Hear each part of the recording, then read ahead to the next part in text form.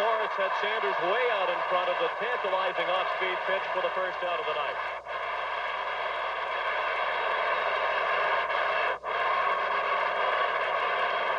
One changeup, and now the split finger that goes down. And remember, Deion Sanders did not face Jack Morris in Game 1. He was not a starter. Ron Gant was. So it's all new to Deion Sanders as he fails to move Otis Nixon. Terry Pendleton, the batter.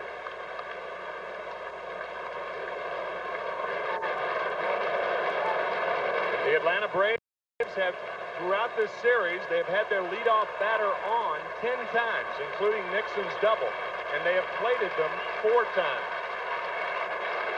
First pitch to Pendleton, a fastball for ball 1. Terry's hitting just 188. He's 3 for 16 in the series. Bobby Cox says the key members of his lineup are not slumping. It's a matter of the Toronto Blue Jays pitching very well. 1 ball and 1 strike.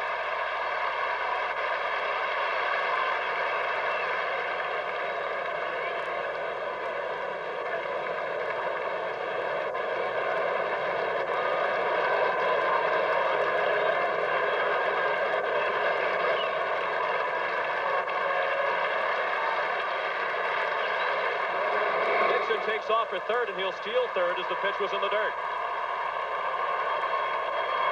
So Otis Nixon has the stolen base, his 4th in the World Series, without being caught. With 1 strike on Terry Pendleton, he had planned on taking this pitch all the way, even though Otis Nixon was going to third base. He saw the jump that Nixon had, and he was willing to take a strike to get 2 strikes on him to get Nixon to third base. Stolen base number 4 for Nixon during this series. And the 12th for the Atlanta Braves. Pat Borders has only thrown out 1 base stealer. He was stunned a bit by that ball in the dirt. The infield is in for Toronto. With a runner, 3rd and 1 out in the top of the first. No score in the ball game. The 2-1 to Pendleton is fouled straight back.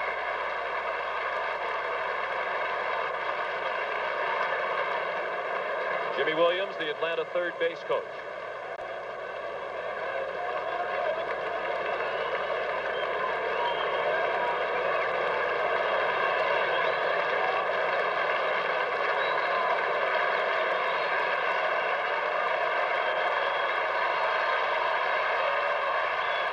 Now the 2-2 pitch. Late swing and a foul ball off to the left.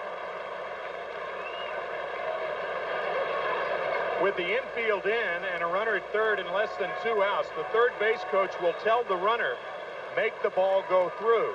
But you're on your own if it's a high chopper. If you can determine that the ball is going to be chopped high, then you're on your own to try to score. Another 2-2 to Pendleton. High and away. You saw David Justice on deck.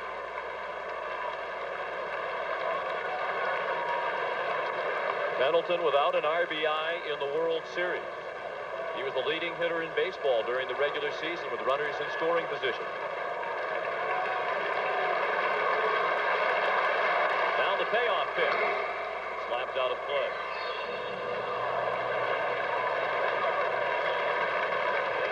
Certainly the Toronto Blue Jays have pitched very well as a staff in this series, but Jim Leland made the point in the playoffs about the need for big players to rise to the occasion in big games, and certainly in this series, batters 3, 4, and 5 in the Atlanta lineup have not, including Pendleton.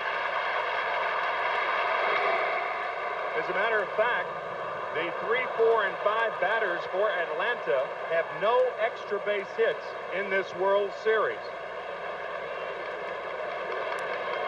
No series has ever had the combination 3, 4, and 5 hitters without an extra base hit. Not in 89 World Series.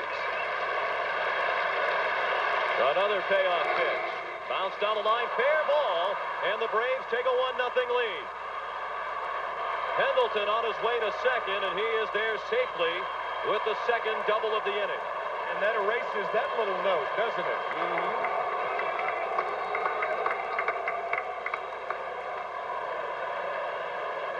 Otis Nixon's double was inside the third baseline, and Terry Pendleton's is inside the first baseline.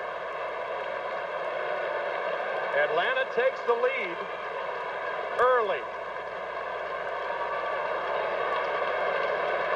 First RBI in the World Series for Pendleton. And the first extra base hit from an Atlanta number 3, 4, or 5 hitter. Another man in scoring position, still only one out. The infield shift on for David Justice, who took ball 1 outside. The shortstop Manuel Lee pulled over to the right side of the infield.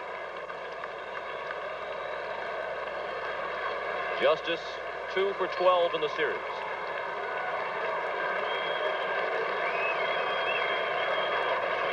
Justice has walked 4 times, more than any other player.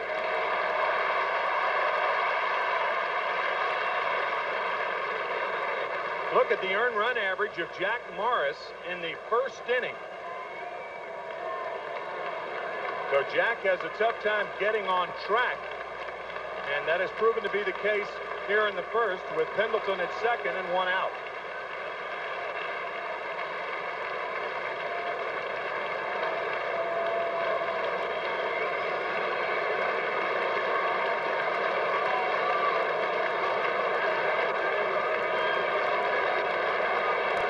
The 1-1 pitch. Missed low as again Morris changed speeds. 2 balls and a strike. Cito Gaston was remarkably relaxed before the game as we visited with him in his office. You can afford to be relaxed when you're up 3 games to 1. Have a little cushion. There's Gene Tennis alongside one of the Toronto coaches. Foul tipped in and out of the middle quarters. 2 balls and 2 strikes on Justice. It happens every 10 years for Gene Tennis. He was the most valuable player in 1972 for Oakland. He also played in the World Series, a winner for the St. Louis Cardinals in 1982, and he's back as a coach here in 1992. 1972, Johnny Bench said the Cincinnati Reds didn't even have a scouting report for Gene Tennis. He was such an obscure player, but he was forced into action and hit home runs in his first 2 at-bats, the only player in World Series history to do that. Jack Morris trying to make World Series history himself tonight. The Braves lead 1-0. We're in the top of the first, and Justice strikes out on the fastball. Second strikeout in the inning for Jack Morris.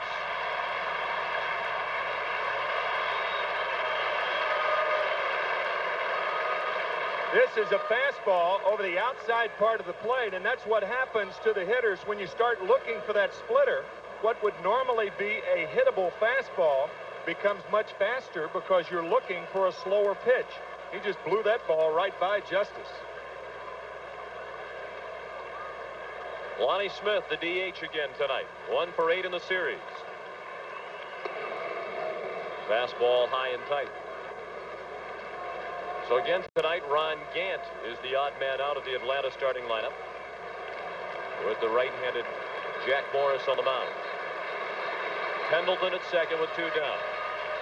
1 run in here in the first for Atlanta. That was by Nixon and Pendleton. There's a fly ball, pretty well hit, but room for Carter in right center. That ends the inning. The Braves get 1 off Jack Morris in the first. After half an inning, Atlanta 1 and Toronto coming up. Cleanup, John Olerud at first base bats 5th, batting 6th, and left field Candy Maldonado. Kelly Gruber's at third base hitting 7th. The catcher Pat Borders bats 8th and hitting 9th. The shortstop Manuel Lee. John Smoltz is 2-0 during this postseason, and for his career, he is 4-0 with a 2.04 earned run average. He worked 7 1/3 innings in Game 2, and last year against Jack Morris, he worked 7 1/3 innings, allowing no runs. That game won by the Minnesota Twins 1-0 in 10 innings. 1-0 Atlanta as the Blue Jays bat for the first time in Game 5. Devon White, 4 for 17. Smoltz first pitch fouled out of play. White had 3 of those 4 hits last night, 2 singles and a double. He drove in a run.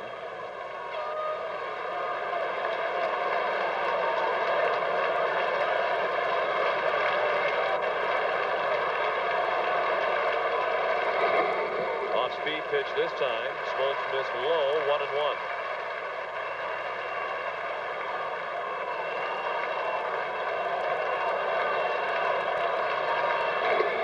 Check swing, that's on the corner, says Bob Davidson. White did not agree. I think what you said at the outset was right on the money. The key play of this series to date, the catch by Devon White off David Justice in Game 3.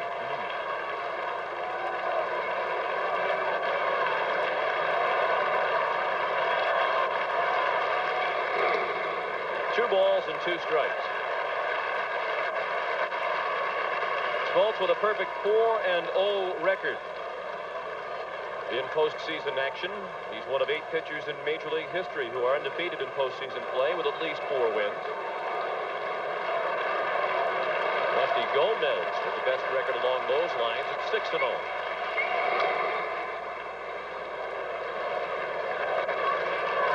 Still 2-2 on Devon White.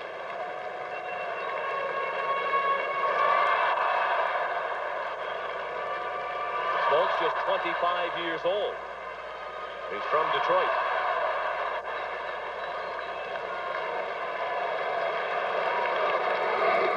Check swing and a ball low. That's one of the remarkable things about this Atlanta pitching staff. Steve Avery, 22. Tommy Glavine, 26. Pete Smith, 26. John Smoltz, 25.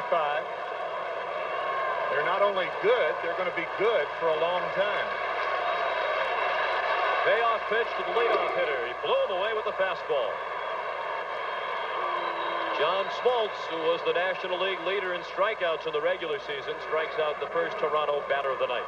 He had 215 during the regular National League season, and you can see how he generates that power with the lower part of his body. All fastball power pitchers obviously have good arms, but they also have strong lower parts of their bodies. Alomar chopped the first pitch to short. Blauser threw him out, 2 down. The defense for the Atlanta Braves, Deion Sanders in left field. There's Deion. Otis Nixon will be in center. David Justice in right field. Terry Pendleton has won 3 Gold Gloves. He's at third. Jeff Blauser at shortstop. Mark Lemke, the second baseman. Sid Green strong at first defensively, and Damon Berryhill behind the plate. And at the plate, Joe Carter with 2 down, the bases empty in the bottom of the first. The Braves lead 1-0. Carter 3 for 13, 2 of his hits solo home runs. 1 strike on the Toronto right fielder.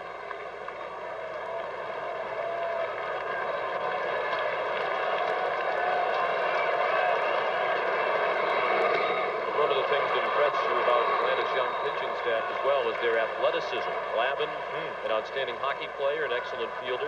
Smoltz was an all-state basketball player in high school at Waverly High in Lansing, Michigan. He's a 4 handicap golfer. There's Glavine. Pitched well in defeat last night. Carter pops it foul and out of play. Still 0-2. Steve Avery combined his skills offensively and as a pitcher in high school. A fine hitter. Pete Smith, a good athlete.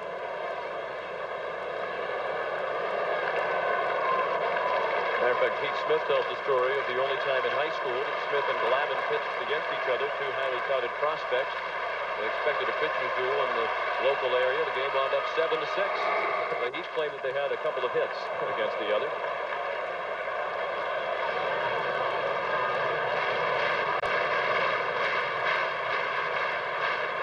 Hitter lifetime against Smoltz is Joe Carter.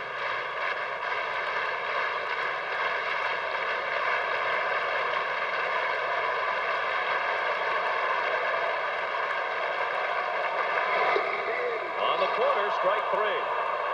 Bob Davidson, the home plate umpire, has shown a rather liberal strike zone here in the first inning. After last night with Dan Morrison behind the plate, Jim Cott talking about how you had to throw the ball over the plate. Well, a more liberal Bob Davidson behind the plate tonight. You can find just about anything that you would like to eat or drink at the Skydome, including Italian ice.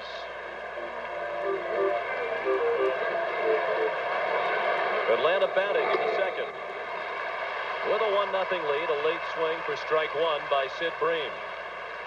Bream back in the lineup tonight in 3 for 8 in the series. He'll be followed by Jeff Blauser and Damon Berryhill.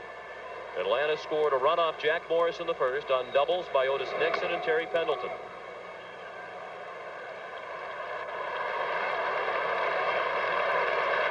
Oh, 2 on Sid Bream.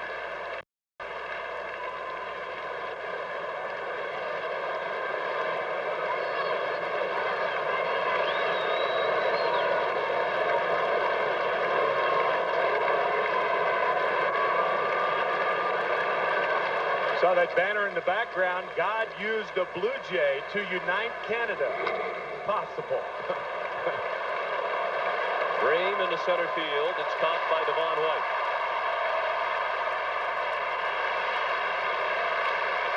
Oh, that is a great banner right there. We've seen a lot of them both here at the Skydome and also in Atlanta. All 10 provinces and 2 territories are watching in tonight. You can bet on that. Jeff Blauser, the batter. Popped out of play. 1 strike on the Atlanta shortstop, who's only 2 for 15 in the series. But despite those numbers, Bobby Cox says he never pondered pinch hitting for Jeff Blauser in the 8th inning of last night's ball game when he grounded out for the final out of the inning with 2 men in scoring position and with the Braves trailing 2-1. So I've never hit for Jeff Blauser. One of the interesting things about that at bat, he grounded out to John Olerud. Bobby Cox was saying, what was Olerud doing on the line? Cito Gaston saying because Olerud is a left-handed thrower and the glove is toward the hole, he favors the line. And there's John Olerud. By the way, that was the first time that Jeff Blauser grounded out in 3 months to first base. 3 months. So he does not hit a lot of balls on the ground to the right side. 2-2 on Blauser. Damon Berryhill on deck. 1 out in the top of the second. 1-0 Atlanta.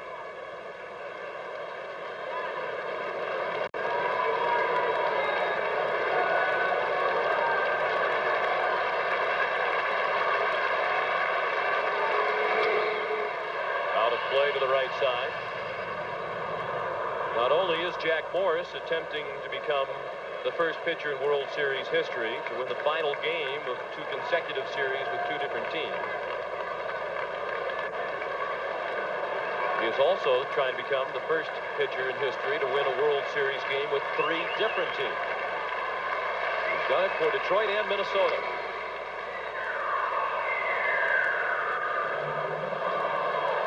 Allie Reynolds, the last to win 2 consecutive clinchers. He did it in 1952 and 1953 for the Yankees. Lefty Gomez, you mentioned him earlier, 6-0 in World Series play. He did it for the Yankees in 36 and 7, and Art Neff in 21 and 22. Nobody's ever done it for 2 different teams in consecutive years.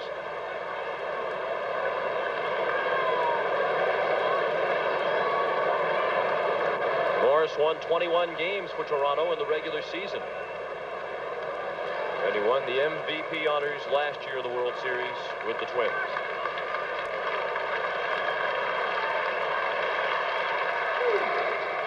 In the dirt, a full count on Blauser with 1 out and the bases empty. Catfish Hunter won the clincher for 2 different teams, but not in consecutive years. He did it for the Athletics in 1972. And then for the New York Yankees in 1978. Well, it's good that you said that because people watching tonight might have been thinking, wait a minute, what about Catfish Hunter? But it wasn't in consecutive years. Blauser strikes out. 2 outs in the second, 3 strikeouts in the ball game for Jack Morris.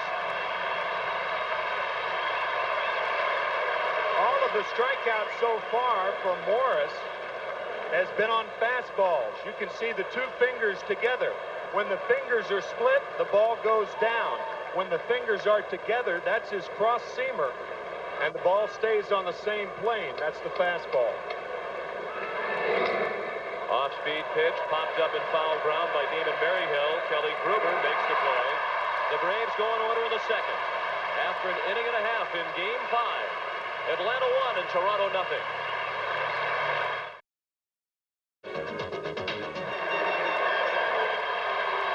Sean McDonough with Tim McCarver, our producer. Bob Dekas, our director. Bob Fishman, delighted to have you with us from the Skydome in Toronto, Game 5 of the World Series.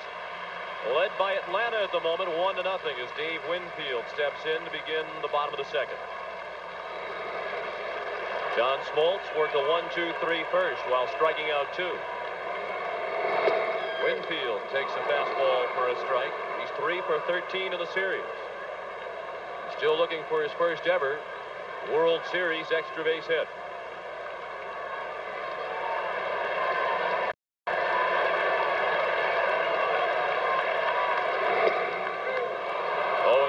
Winfield and Olerud and Maldonado coming up for Toronto in the second.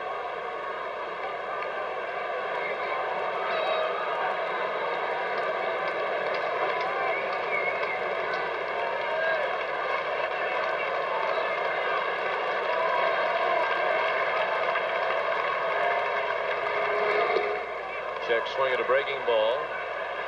They appealed down to first, no swing.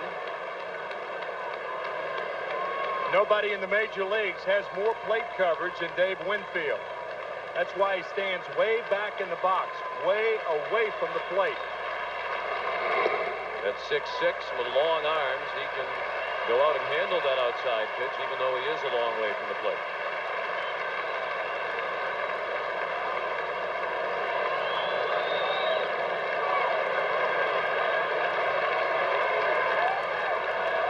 Now the 2-2 pitch. Winfield can be a free agent at the end of this season if the Blue Jays do not offer him salary arbitration. Winfield's agent says the talks are underway aimed at keeping him in Toronto. Seems like a good move for both parties. Certainly Winfield has flourished here this year. He hit .290 and drove in 108 runs in the regular season. And the Blue Jays win their first World Series, and Winfield a big part of that.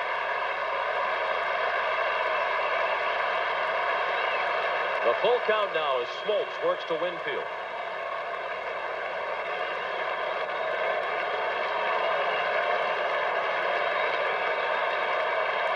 The 3-2 pitch.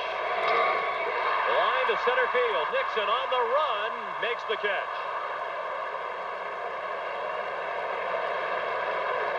Winfield hit it hard, but Nixon runs well, and he was able to track it down in front of the warning track. Winfield likes to extend his arms. He extends his arms and hits it hard to right center. But Otis Nixon, like his counterpart, Devon White, an excellent center fielder.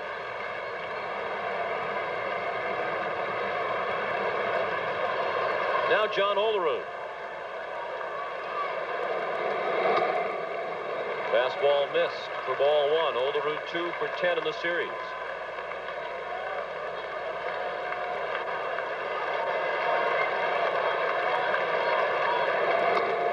Both of John Olerud's hits came last night. He had a pair of singles in going 2 for 3 after starting the World Series. 0 for 8. We mentioned last night that John Olerud has a quiet bat. The one thing that the hitting instructor, Larry Heisel, has done with Olerud, he's talked him into moving his fingers. You see that left hand? Almost like he's playing a flute. Interestingly, Ernie Banks used to have that same finger movement on the bat. It relaxes the hands, and it gives him a triggering mechanism. A lot of times, if your bat is too quiet, the ball's on top of you too quickly. But if you're wiggling those fingers, relaxing the fingers, it allows you to trigger very quickly. Fastball in for a strike. And interestingly, Ernie Banks is in attendance at the World Series. He spent about a half an hour chatting with Cito Gaston after Game 3 here at the Skydome on Tuesday night. 3-1 pitch. And now the count is full.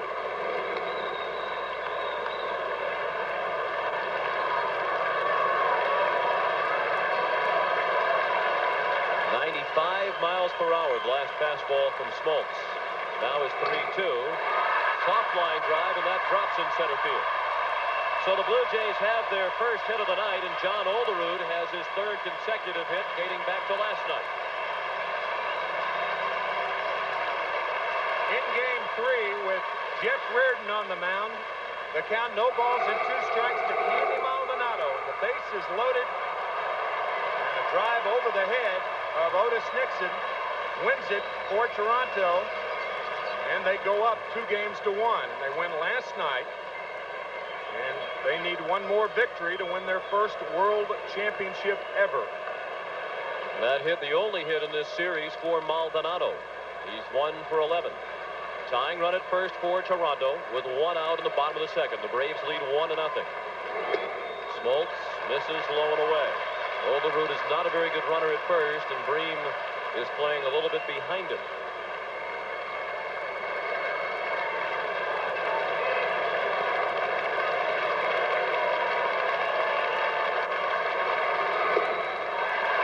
Again, Smoltz misses low and away, 2-0. Rich Hacker is the Blue Jays' third base coach.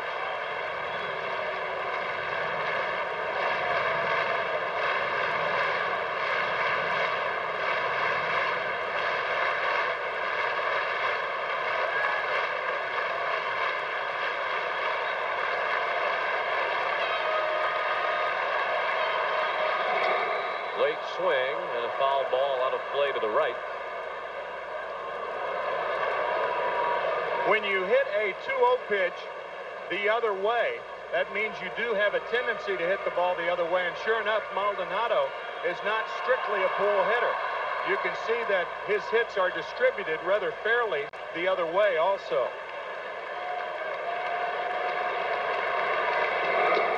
Foul tipped into the mid of Berryhill, 2-2. And certainly the Atlanta outfield defense has the chart that you just saw in mind, as Otis Nixon in center field is shading right, and Justice in right field is a couple of steps toward the line.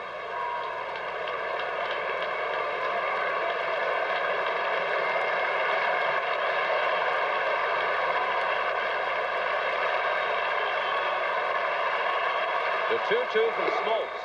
Fastball, and Maldonado laid off it. Smoltz has faced 3 batters here in the second, and has gone to a full count with all 3 of them. Well, you have a strikeout pitcher in John Smoltz, a strikeout hitter in Maldonado, a slow runner at first. I don't think he'll send him here. Olerud does not run, and Maldonado takes ball 4. The first walk issued by Smoltz.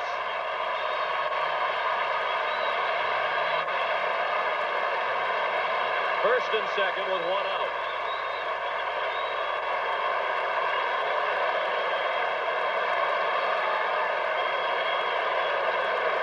Kelly Gruber, the batter. He's 1 for 11. His 1 hit, the big home run in game 3 on Steve Avery. And he was one of the heroes last night in game 4. He walked leading off the 7th and scored the run that proved to be the difference in the ballgame. Suffered that cut that you saw on his chin while scoring the winning run, sliding headfirst into home. He was dazed for a while. He didn't remember the play made in the field the next inning on the ball hit by Lemke. He checked his swing. No swing, says American League umpire John Shulock down at first.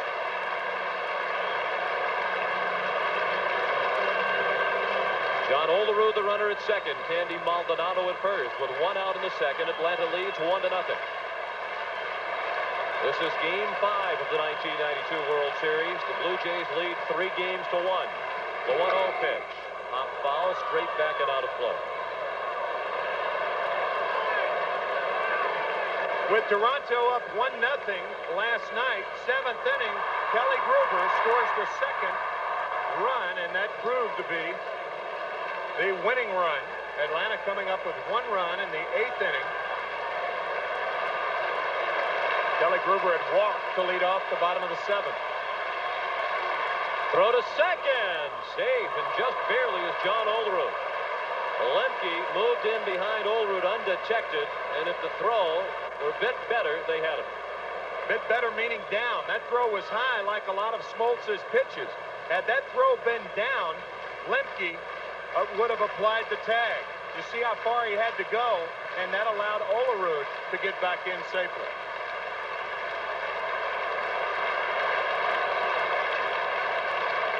A 1-1 to Gruber. Breaking ball for strike two.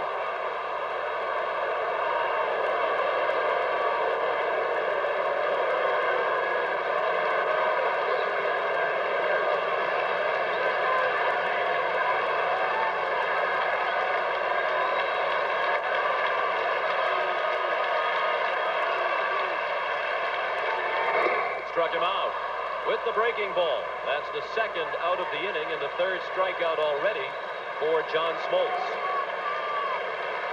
He started Gruber off with a slider, and he finishes him off with the slider.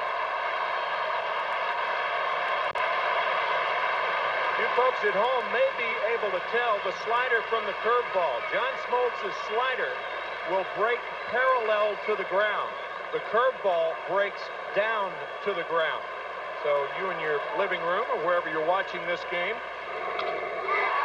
Watch Pat Porter sting one deep down the left field line. It is off the wall, a fair ball. Olerud has scored. Maldonado stopped at third. Another hit for Pat Porters. He's 6 for 13 in the series, and the Blue Jays have tied the game at 1.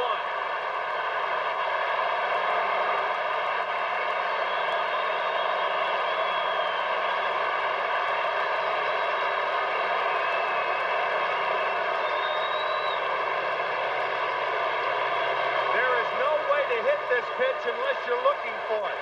You see how far John Smoltz missed with that fastball. Berryhill setting up outside, and the pitch was inside. A 1-1 ball game that hits even at 2 apiece. The RBI, the second of the World Series for Porters. He has to be a leading candidate for MVP honors in this World Series, should Toronto go on and win it. Manuel Lee took a strike. He's up with 2 outs and runners at second and third. He's just 1 for 12 in the World Series.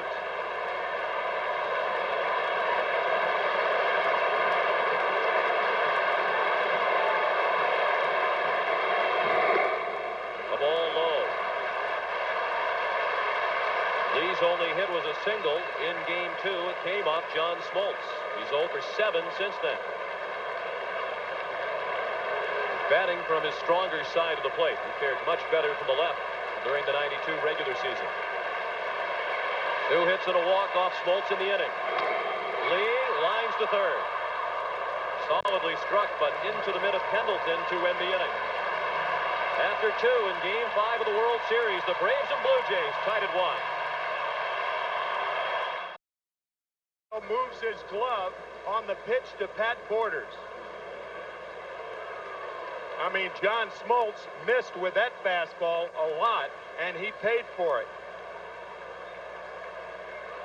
As a result, the game tied at 1 as the Braves bat in the third. Number 9 hitter Mark Lemke, 2 for 13 in the series.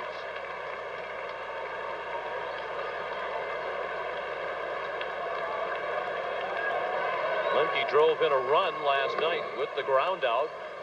Ball hit off the leg of Jimmy Key that was fielded by Gruber. A play that Kelly Gruber doesn't remember. Lemke and the Braves remember it all too well. Morris will face Lemke, then Nixon and Sanders. That's up the middle. Lee couldn't glove it. And Mark Lemke has his third hit of the World Series. Morris had retired 5 in a row prior to that base hit. Bobby Cox says, my hitters are hitting the ball just as well as the Blue Jay hitters. We just can't seem to find any holes. Maybe things have turned around for the Braves. The line drive by Manuel Lee with 2 runners in scoring position right at Terry Pendleton. And now Mark Lemke finds a hole. Otis Nixon lined a double along the left field line on the first pitch of the night thrown by Morris, and he scored the Atlanta run in the first inning. After stealing third, he came in on a double down the right field line by Terry Pendleton. Lemke not much of a threat to run. Otis Nixon from Evergreen, North Carolina, and there is the sign that was erected last Saturday in his honor. 650 people. You gotta love it. Jimmy Williams through the monologue for Otis Nixon with his hand over his mouth, making sure apparently that there are no lip readers in the Toronto dugout.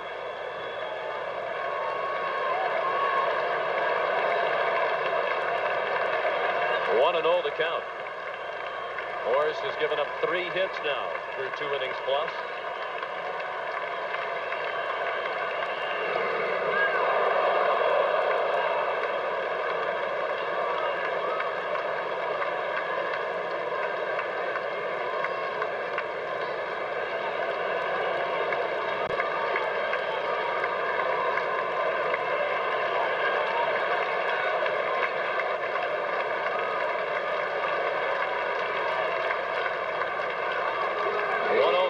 Nixon popped up a bunt. It's on the screen.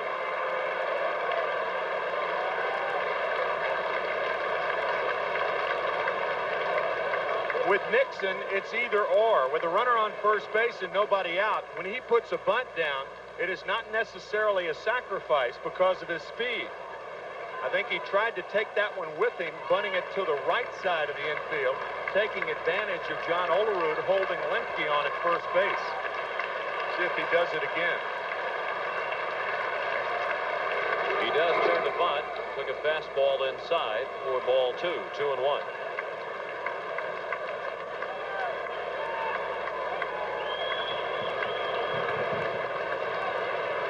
Jimmy Williams, rumored to be a candidate for the managing jobs of both expansion teams, Florida and Colorado. Although published reports yesterday indicated that Rene Latchman, the coach with the Oakland Athletics, will become the first manager of the Florida Marlins.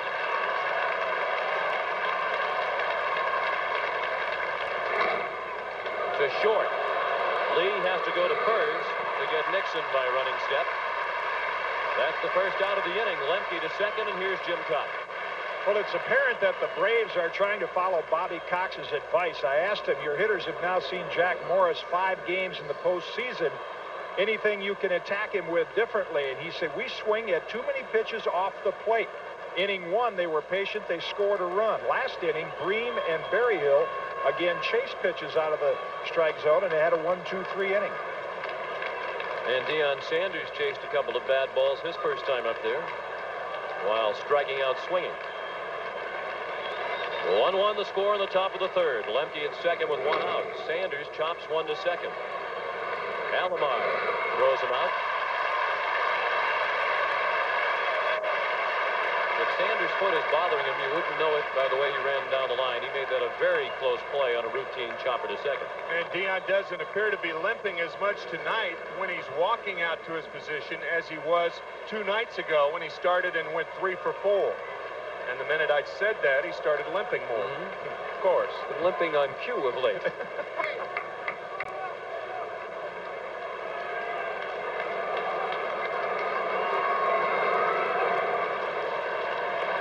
Two down, a runner at third. The Braves trying to reclaim the lead in the third inning. Terry Pendleton drove in the Atlanta run with a double down the right field line in the first inning. Off speed and high, 1-0 on the Atlanta third baseman.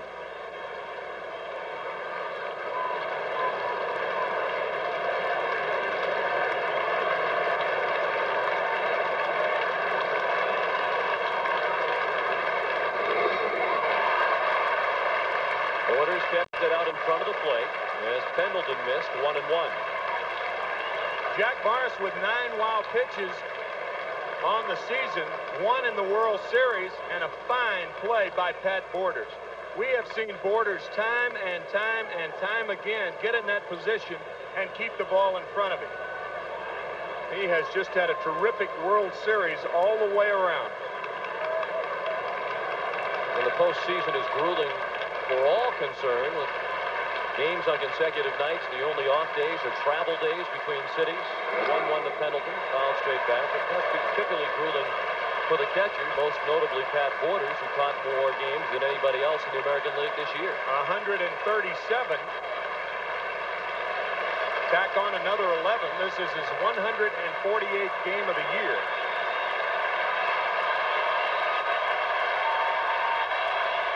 The crowd hoping for the strikeout. Pendleton just did get a piece of it to stay alive at 1-2.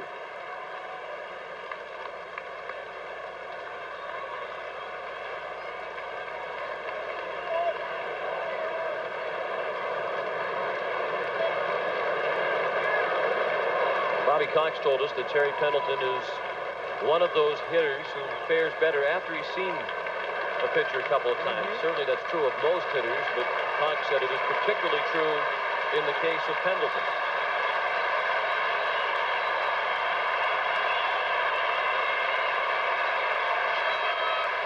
Lemke at third and 2 down. 1-1 the score in the third. Another 1-2 pitch. He struck him out.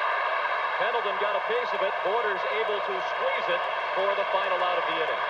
We'll return to Skydome after this word from your local station. The Toronto Blue Jays with a win tonight will wrap up the 1992 World Championship of Baseball. 1-1 the score in the third. Devon White fouled the first pitch away. Pretty good room service. I'd like a baseball game tonight, please. They have one. Those suites in the Skydome Hotel overlooking the playing field are going for $1,000 a night during the World Series. And they're jammed, as you can see. Of course, if you invite in 100 friends, all of a sudden it's not that expensive per person. $10 a pop. Not bad. Very good, Tim.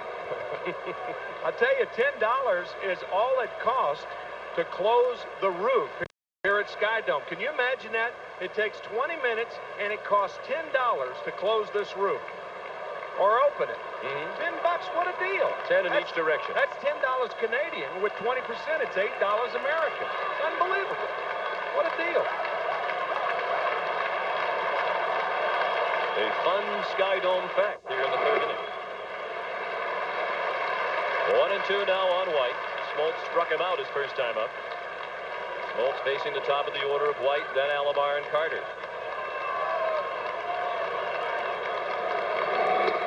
Check swinging the ball high. 2-2.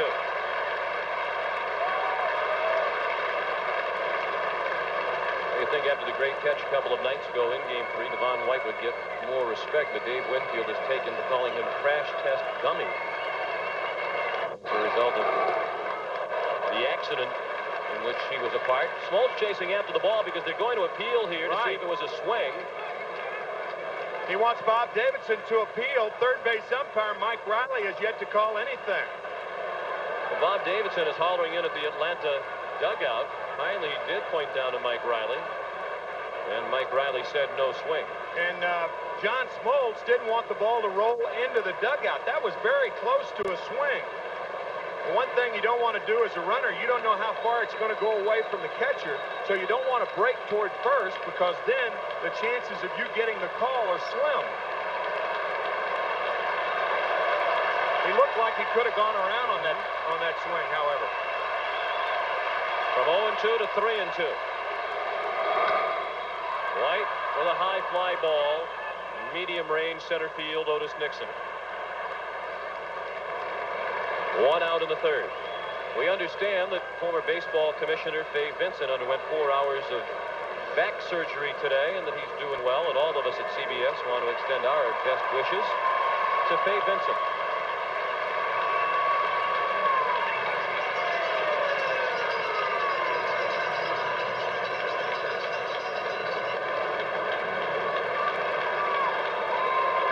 Smoltz looking in at Roberto Alomar.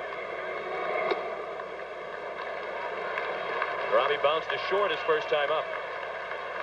1-1 the score in the bottom of the third. 1 out and the bases clear.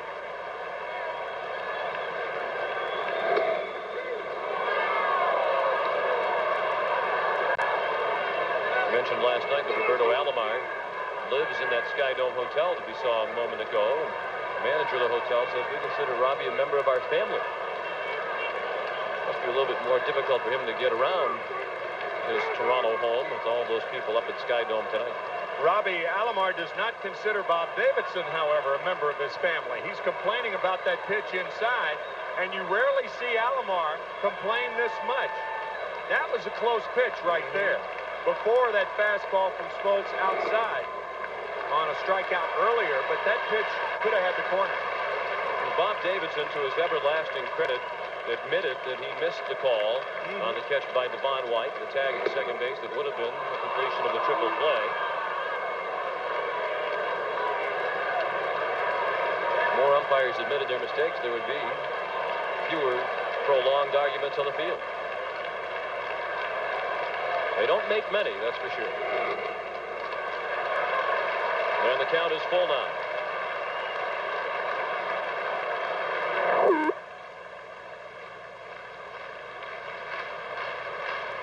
Smoltz went to a full count with the first 3 batters last inning. He went full with Devon White leading off this, the third. Now 3-2 on Alomar. This is already pitch number 52, and it's a ball. Smoltz has walked 2. The Blue Jays with a man aboard with 1 out in the third. This game is brought to you in part by MasterCard, an official sponsor of Major League Baseball International. Whether pitchers could hold up under it. This is the situation. When you throw this many pitches early in a game, John Smoltz will tend to lose the sharpness on that breaking ball, and the ball will stay up in the strike zone. These innings early take out more out of that pitching arm on 3 days rest than anything else. We've seen evidence of that already. Smoltz labored through the second. 2 full counts with 2 batters here in the third. A man aboard with 1 out for Carter, who was called out on strikes his first time up. I think the hitters on both sides approach the pitchers the same way. They try to get ahead in the count so they can get a fastball to hit. When they're behind in the count, they have to fight off the sharp breaking ball and the fork ball, the splitter of John Smoltz, and the splitter of Jack Morris.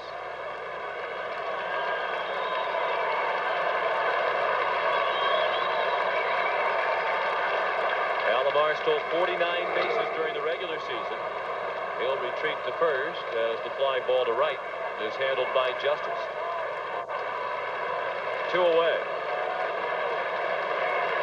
Well, Bobby Cox told Jim Cott on our pregame show with Pat O'Brien that he won't hesitate to use everybody out there in the bullpen tonight. This is a must-win situation, obviously. And he said he thought that Steve Avery was the only pitcher he would not use, and even that was a slim possibility.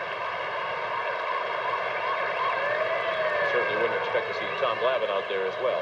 No, his start last night. Tom Avery, if the Braves win tonight, Tom Avery, or I beg your pardon, Steve Avery. Tom Avery, a relative of Bill Wakefield. But Steve not Avery pitching on Saturday night, right? You saw that quick move to first base. John Smoltz gets the ball to the plate very, very quickly. It's tough to run on him, even though he is a right-handed pitcher. I knew you were going to do that. Felt that coming. First pitch to Winfield is a ball. They've lined the deep center his first time up.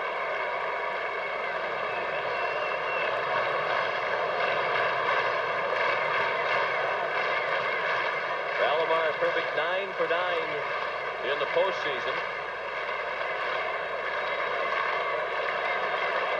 7 for 7 in postseason play this year, including 2 for 2 in the 1992 World Series. And he is approaching the record of Ron Gant. Of course, Gant's record is still intact. Here's a perfect 11 for 11, but not in the lineup tonight. 1-1 the score with 2 down in the bottom of the third. You can see that pattern that Smoltz has. Quick throws to first base, quick throws home. He is very, very difficult to read. Only 11 stolen bases this year in 18 tries against him.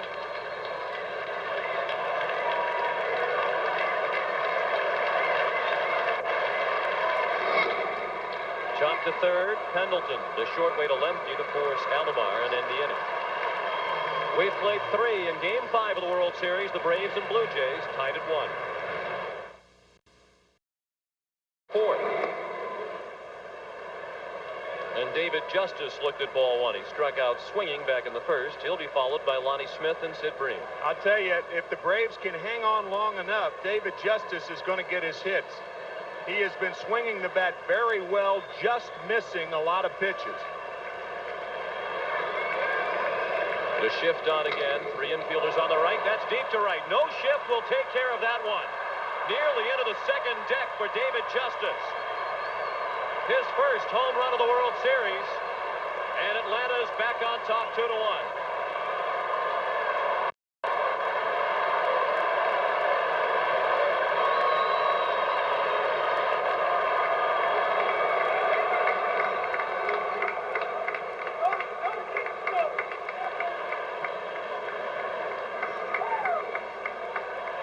Justice has been just under pitches, but not this one. This ball is crushed to give the Braves the lead. It looked like a high fork ball right around the letters. Not for long. Oh, boy. That ball was smoked. Off the facing of the second deck and right. Lonnie Smith got under that one. Alomar out in a shallow right. Carter calls him off. 1 out.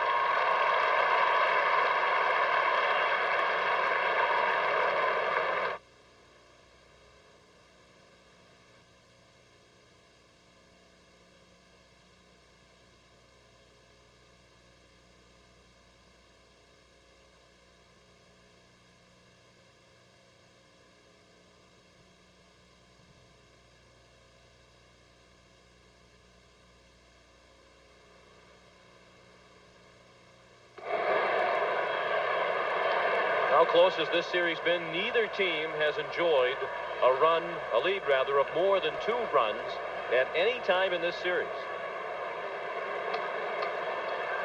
Morris and the Jays lost the first game of the series 3-1. The other 3 games, 1-run decisions. Bream hit it a long way to the opposite field, and Maldonado made the play in front of the track.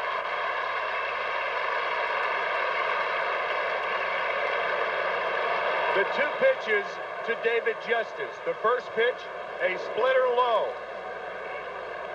And the second pitch gives the Braves the lead.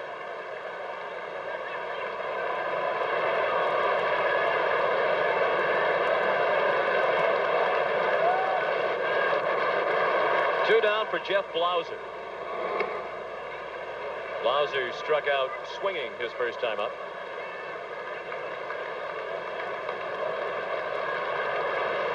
This is, by the way, only the second time in the last 75 years that a World Series has lasted 4 full games plus without either team ever having a lead of more than 2 runs.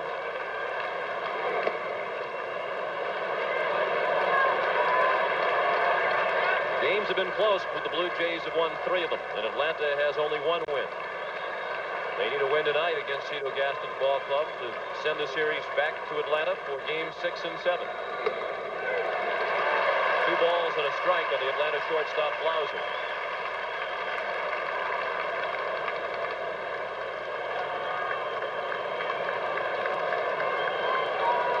The Justice homer, only the second for Atlanta in the World Series.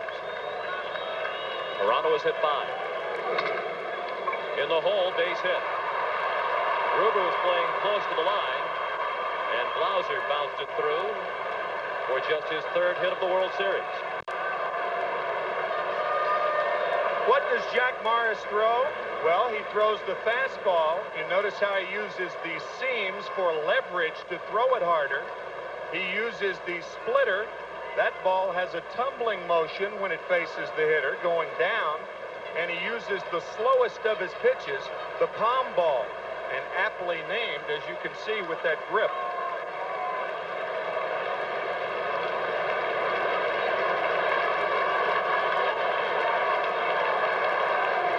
Blauser takes off on the first pitch to Berryhill. Borders throw. Got it.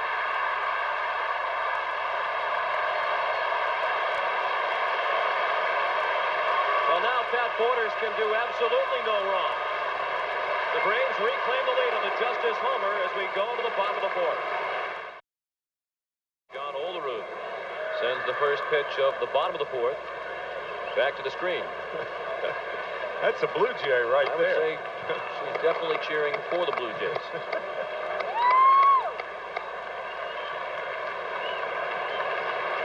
Olerud and Maldonado and Gruber. John Olerud has another hit. That's his fourth consecutive hit. He singled and scored the Toronto run back in the second. That's the third hit in the ball game for the Blue Jays.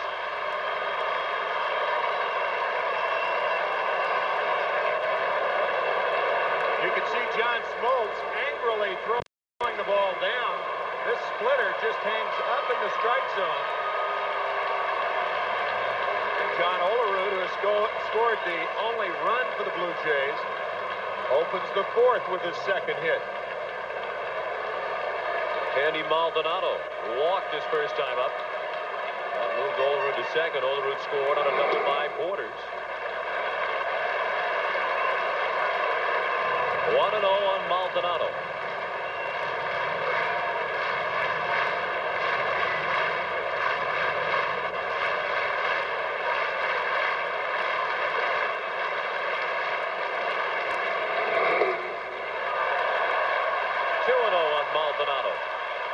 Smoltz is starting to fall behind in the count. In game one, he was throwing first pitch strikes, or his first start. That was game two. First pitch strikes, and tonight he is falling behind in the count. And as Jim Cott suggested, it could be because of his pitch count. Down the right field line, slicing toward the pole. It is a foul ball.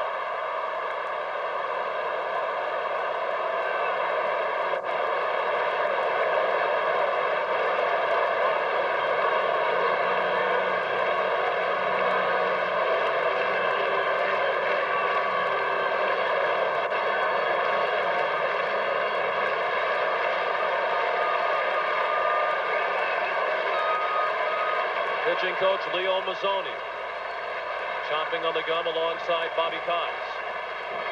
2-1 is high, 3 balls and a strike. We're in the bottom of the fourth. Atlanta leads 2-1. The Braves are out hitting the Blue Jays 5-3. Maldonado at the plate with a count of 3 balls and a strike, and John Olerud is the runner at first. Again, Bream plays a little bit behind him. Kelly Gruber is on deck. The 3-1 pitch. Fouled out of play, first base side. That was pitch number 63 of the night for John Smoltz. The last time Olerud was on at first base, it was a 3-2 count on Maldonado. Cito Gaston elected not to send Olerud. We'll see if that is in effect now also. With the count 3-2, Bream moved in a bit tighter. And Maldonado walks again.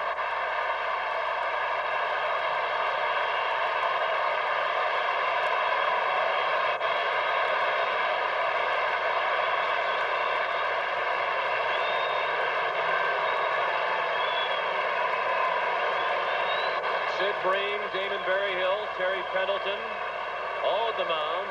Lemke and Blauser will join them as well.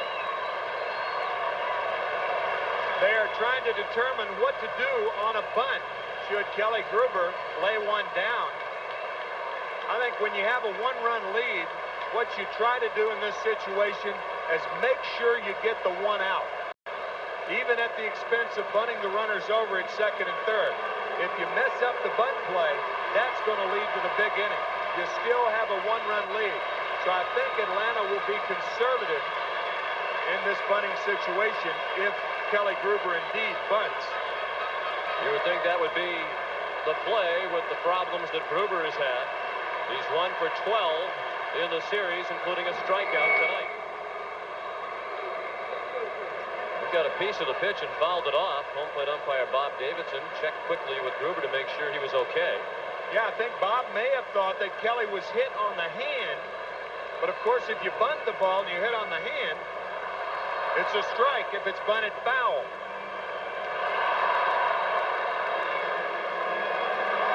Came very close to hitting the right hand of Kelly Gruber. Gruber only sacrificed once during the regular season.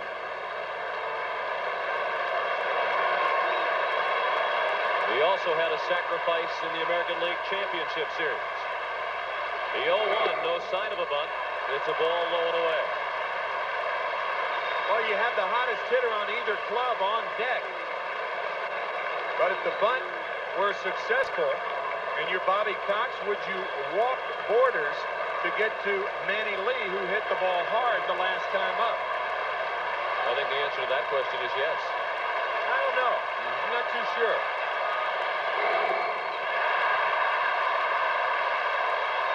Two balls and a strike. One thing is for certain, John Smoltz is not on top of his game tonight. Pete Smith and Charlie Liebrandt warming up here in the bottom of the fourth inning. When he is on, he can dominate. But after 1-2-3 first inning, Smoltz has labored since. Two men on, nobody out. The 2-1 pitch is popped up. Barry Hill back to the screen. Without a play. Our cameraman had a play, as you might have heard.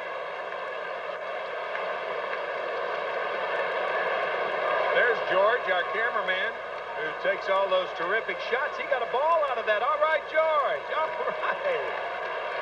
World Series ball. Now, George, be honest, did you catch it? No. Picked it up off the ground. Sure he did. He was ducking like I'd be if I were in that position. Believe us, we know. Yes, sir. Now the 2-2 pitch. Breaking ball hit high in the air and deep to left field. Sanders on the warning track makes the catch.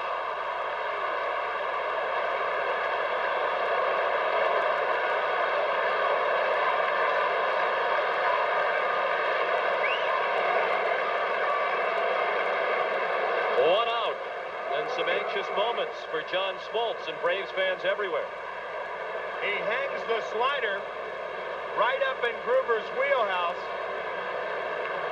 And Deion Sanders makes the catch 1 foot from the wall. And Leo Mazzoni, the pitching coach of the Braves, is out there to talk to John. I don't think he talked too much about mechanics during a ball game. But what Leo may be reminding John is to try to stay ahead. Remember, first pitch strikes the most important pitch in any sequence. You get a hitter in the hole, then your pitch becomes less predictable. The Braves lead 2-1. Toronto with runners at first and second and one out. In the fourth inning for Pat Borders, who drove in the Blue Jay run in the second with a double off the wall and left.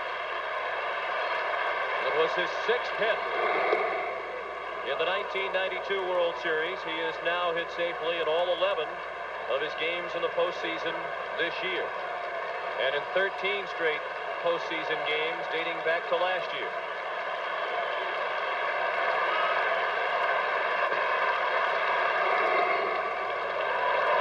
Again, Smoltz missed the mid of Berryhill. He had to move significantly to his left to field it.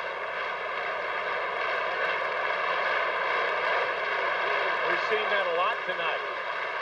John Smoltz control off target. The 1-1 pitch. That one wasn't close. 2-1.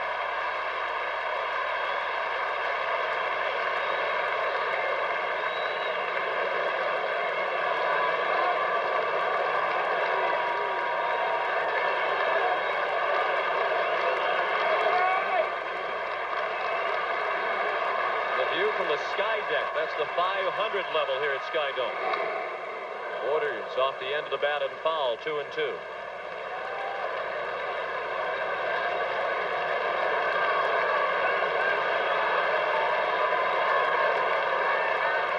There have only been 3 longer postseason hitting streaks than the one currently enjoyed by Pat Borders.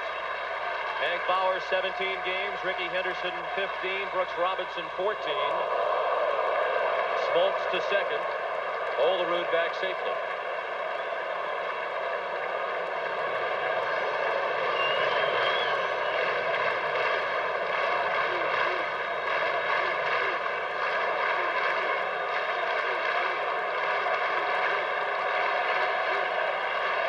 The 2-2 pitch. Through the middle, big hit.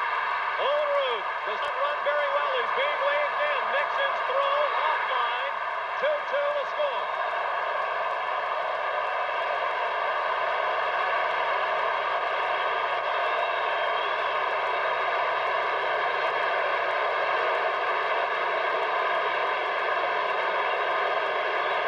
Mark Lemke was shielded from seeing the ball by John Smoltz. Watch.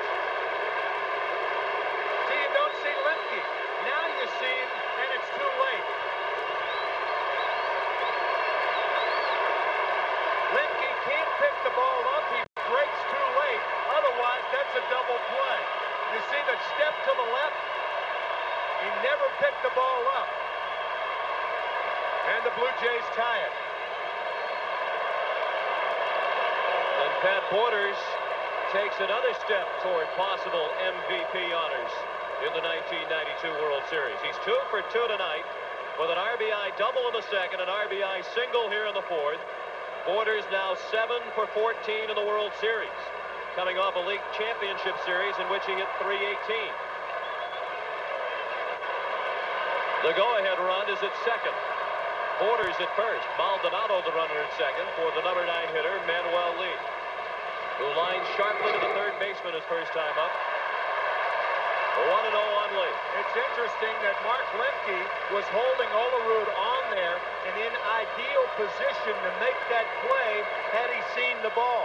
But because the ball went through the legs of Smoltz, Lemke didn't get a good jump. Chopped to third. Pendleton steps on the bag for one. To first. Not in time. Bream had to come off the bag to field it. Lee aboard with 2 outs on the fielder's choice. This ball is not hit hard enough for Terry Pendleton to get 2, even though Terry tries. He barely stepped on third base. He almost missed the bag. When he went to the bag, he barely touched it with the outside of his right foot.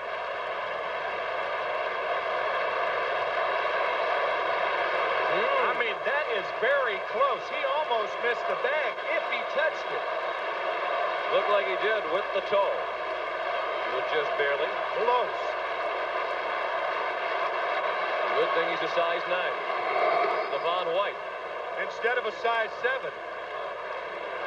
I'll tell you, he is very close to missing the bag right there.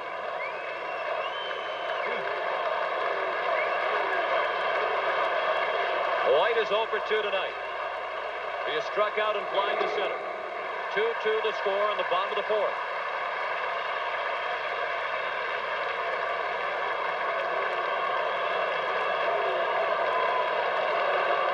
Smoltz has given up 4 hits tonight. He has walked 3.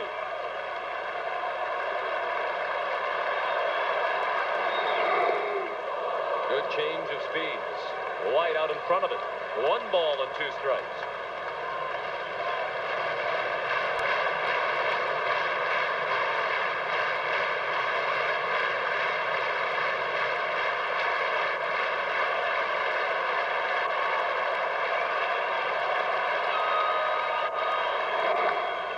Full foul, still 1 and 2. John Smoltz says he hasn't had time to be nervous in preparation for the start in Game 5. He says he's spent so much time being nervous watching the last couple of games in this series, but as close as they have been, he hasn't really been directing his thoughts at this start tonight. Maldonado at second. Borders at second, rather, and Lee at first. Maldonado was erased at third on the force out. And now the 1-2. Check swing. Did he swing? Yes, says Mike Riley. That ends the inning. It's the 4th strikeout of the night for John Smoltz. After 4 innings, 2-2 the score.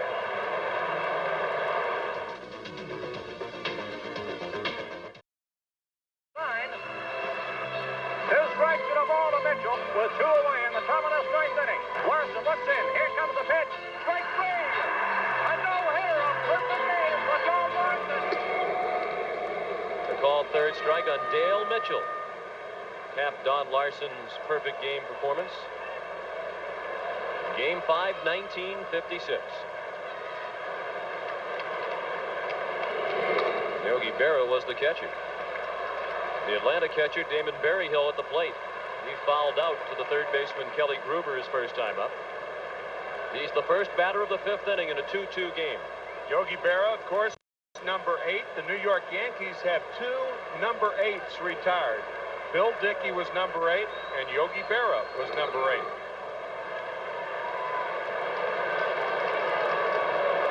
Two great catchers there. I want to know when we're going to get around to some great Tim McCarver moments from World Series gone by.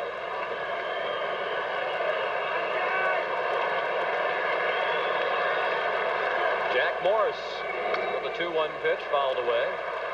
If I'm not mistaken, he remained the last man to steal home in a World Series game. Yeah, but I mean, it was tainted.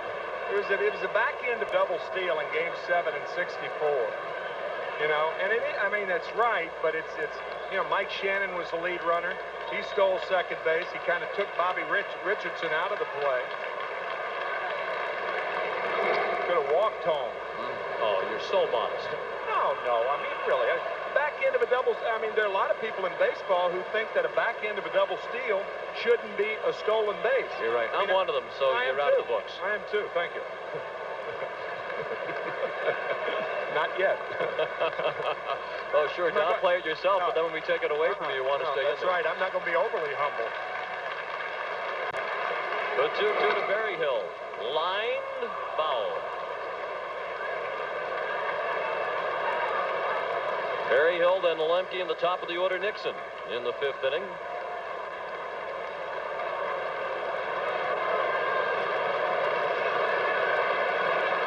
Berryhill in the series has spanned a total of 8 times. Yeah, that's the first 4 games. Excuse me, Sean. That's the thing about the Braves. The guy who was in the biggest slump, Damon Berryhill, won the only game the Braves have won. A 3-run homer in Game 1 to win it 3-1. That was off Moore's, and it remains Berryhill's only hit in this series. Now he strikes out again.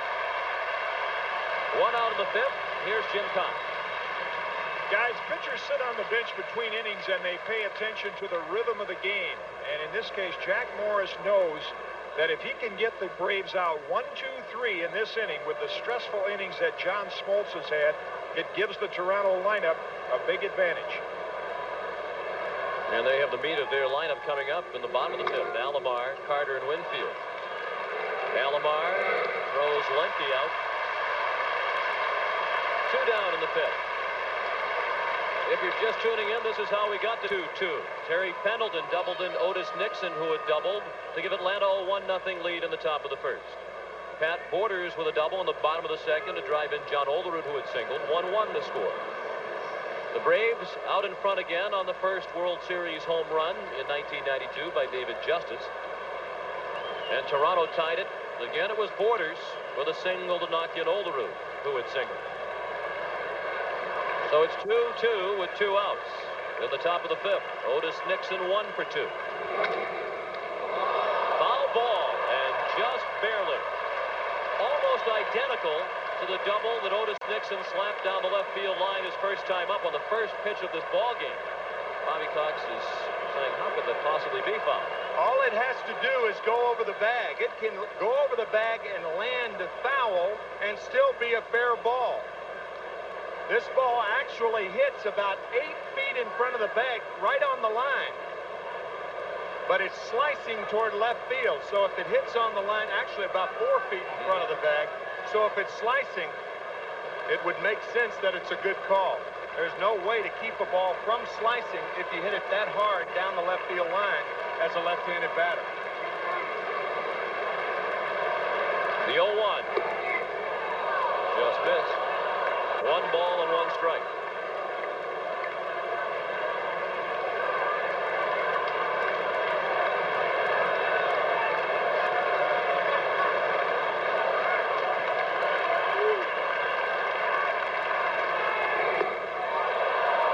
Unlike Game 1 of the World Series, in which Morris walked 5, Jack has had excellent control tonight. He has not thrown a walk. Remember the palm ball? Well, that was it. A little floater, 64 miles an hour, 9 miles over the speed limit. But not cannon. No. That's a base hit. Otis Nixon, 2 for 3 tonight.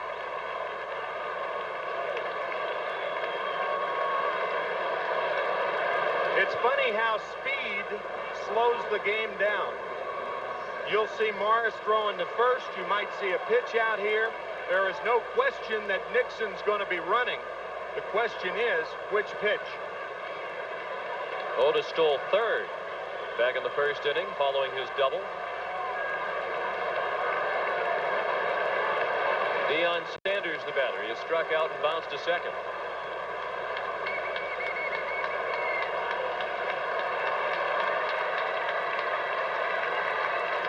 Pat Borders has also thrown out a runner tonight. He nailed Blauser trying to steal. That ended the fourth inning. But Toronto has given up 28 stolen bases in this postseason. That's a record. They've only thrown out 4 would-be base stealers.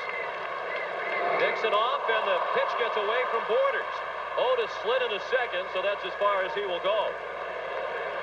Lee went to the bag and covered as if the throw were coming. Nixon slid into second, and he has the stolen base, his second of the night and 5th of the World Series. A pitcher has to give a catcher a ball about chest high right in the middle of the protector when he's pitching out. This is a pitch out, but it was a pitch up by Morris, and it got by Borders, and Nixon has his 5th stolen base of the series and 2nd of the ball game. And once again, the Braves have a runner in scoring position. Nixon, the go-ahead run with 2 down in the 5th. Cue shot off the end of the bat of Sanders. 1 ball and 1 strike. Borders out to the mound to chat with Morris as Deion waits.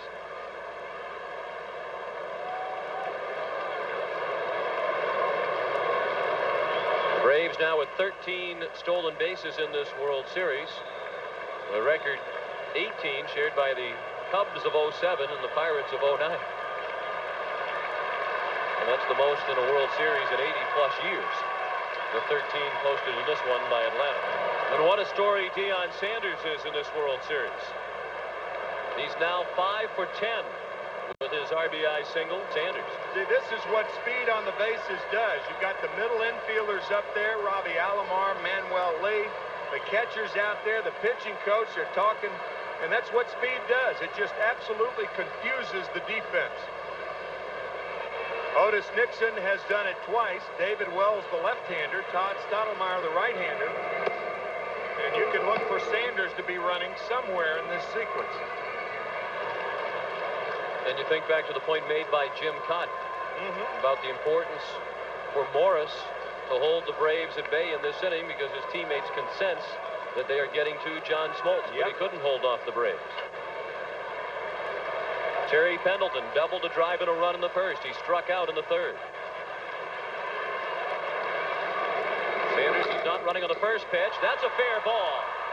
Just like his double in the first inning. It's touched by a fan. And Sanders will be sent back to third. That is a tough break for the Braves, and I think Bobby Cox will argue about this.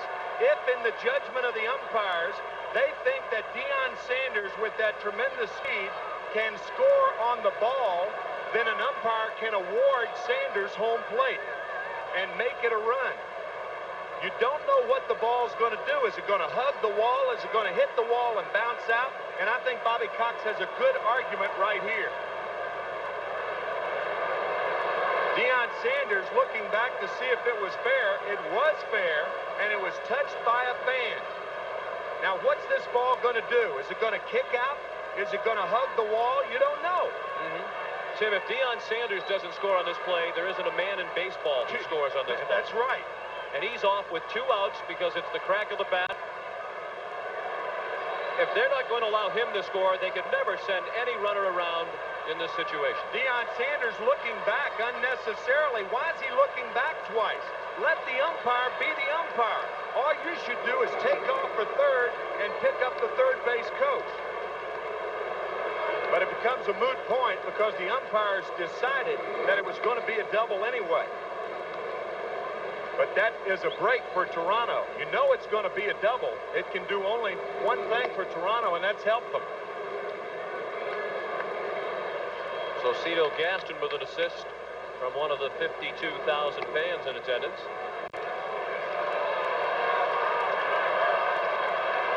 intentionally walk David Justice to load the bases with 2 outs.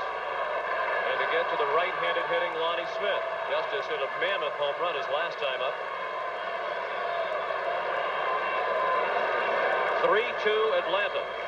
Braves led 1-0, then it was 1-1. They led 2-1, then it was 2-2. Now it's 3-2.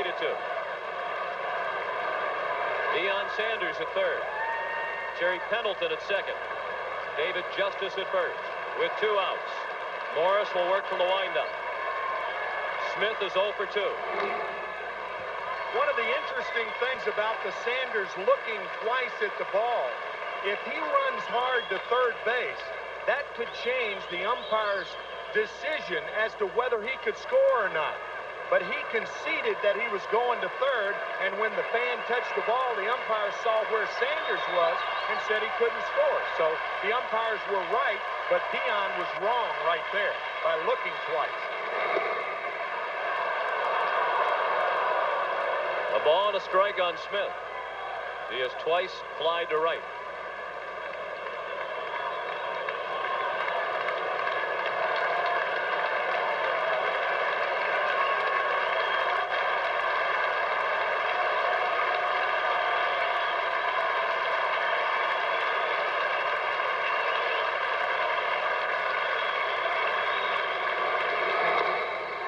Chopped down the line. Gruber. It's a foul ball. Gruber turned around to look at third base umpire Mike Riley, but between the plate and the bag, it's the call of the home plate umpire, in this instance, Bob Davidson. You can see Mike Riley in your screen. See, he does not make a call until home plate umpire Bob Davidson makes a call, throwing both hands up, and then Riley makes the call. Between home plate and the third base bag, it's the home plate umpire's call, and once it's over the bag, it goes to the third base umpire.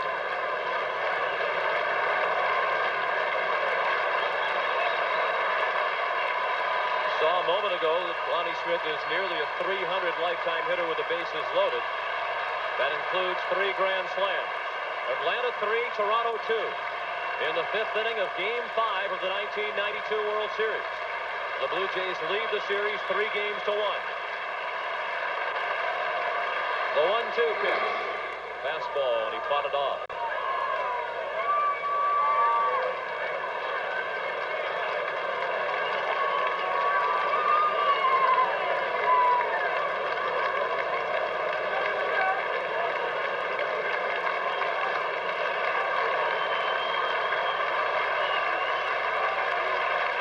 And the pitches starting to add up for Jack Morris. This will be number 81. 24th of this inning.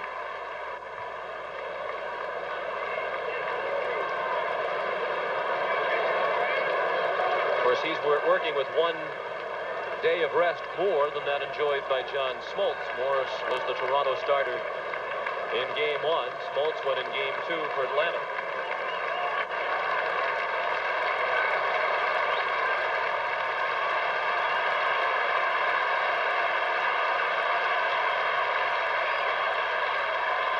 Another 1-2 pitch. High in the air and well hit to right field. Carter to the wall. Grand slam, Lonnie Smith.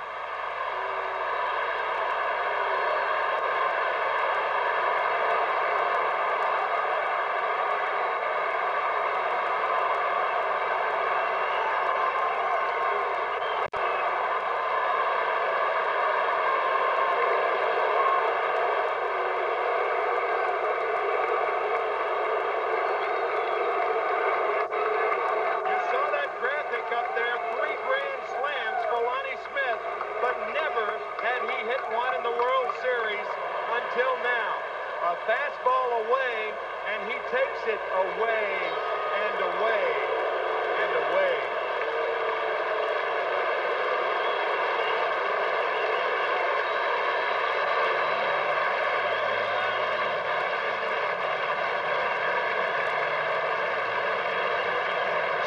To Atlanta. We're back in just a moment.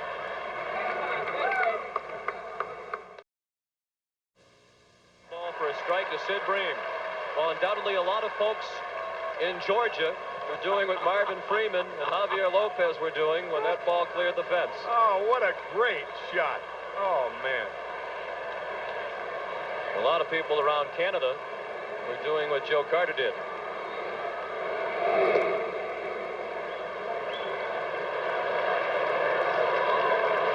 Jack Morris won 21 games for Toronto in the regular season, but he has had a miserable postseason.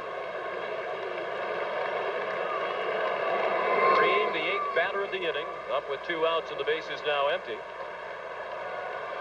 This is the first lead of more than 2 runs for either team in this World Series.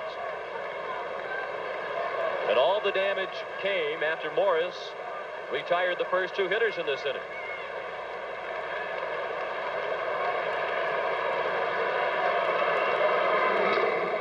Wells, a big part of this Toronto bullpen that is unscored upon through 9 innings collectively. Bobby Cox calls Lonnie Smith the toughest, most fearless player that has ever played for him.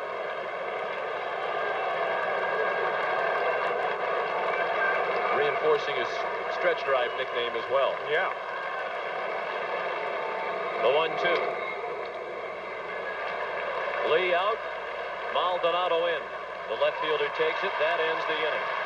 5 runs in the 5th for the Braves, highlighted by the grand slam by Lonnie Smith. Halfway through Game 5, it's a 5-run Atlanta lead. 4 of them on the grand slam by Lonnie Smith. It's the first grand slam in World Series play since 1988 when Oakland's Jose Canseco hit one off the Dodgers' Tim Belcher in Game 1. 2 balls and 2 strikes on Roberto Alomar. Joe Carter and Dave Winfield to follow.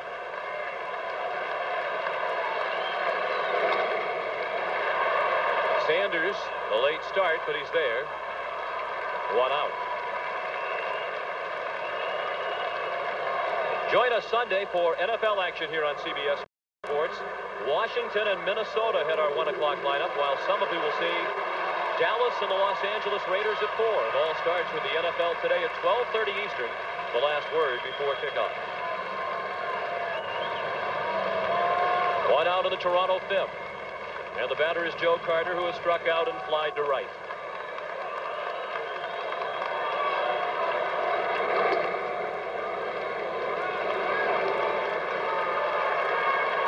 Jack Morris in 4 starts in this 1992 postseason with an earned run average now of 7.43.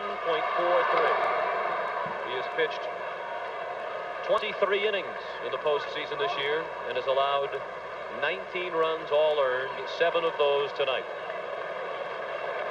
6 home runs in 23 innings allowed by Morris in the playoffs and World Series this year. And if the Braves do win, the guy sitting to the right of Jack Morris will be the starter on Saturday night against Steve Avery of the Braves. There he is, David Cone. Carter with a high fly ball in shallow left center. Sanders and Nixon come together, and Sanders made the catch. This Major League Baseball international broadcast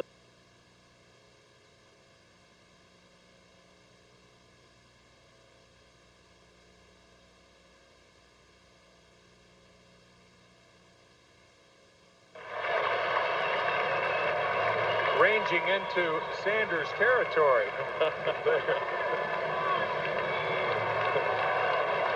He was not at home on the Sanders range. No, he wasn't. Young seems a bit upset about it.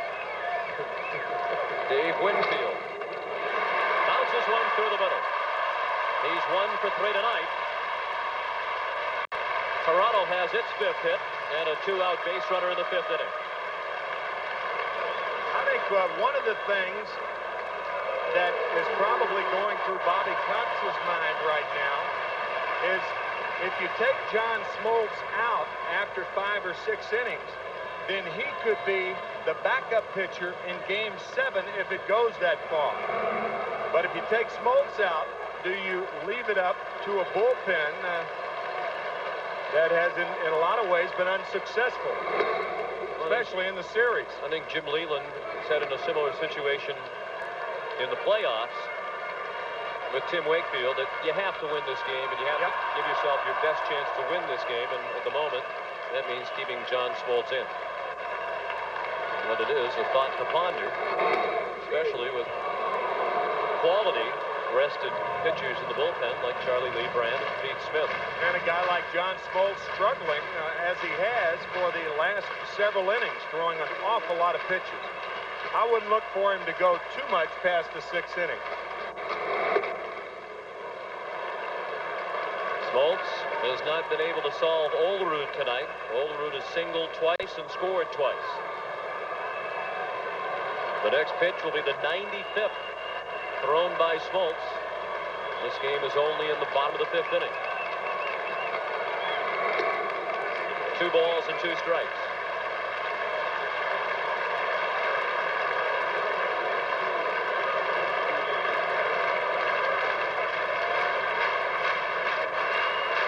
Olerud with 4 consecutive hits dating back to last night. World Series record, Billy Hatcher had 7 straight in 1990. And Thurman Munson with 6 straight in 76, and then his first at bat in 77.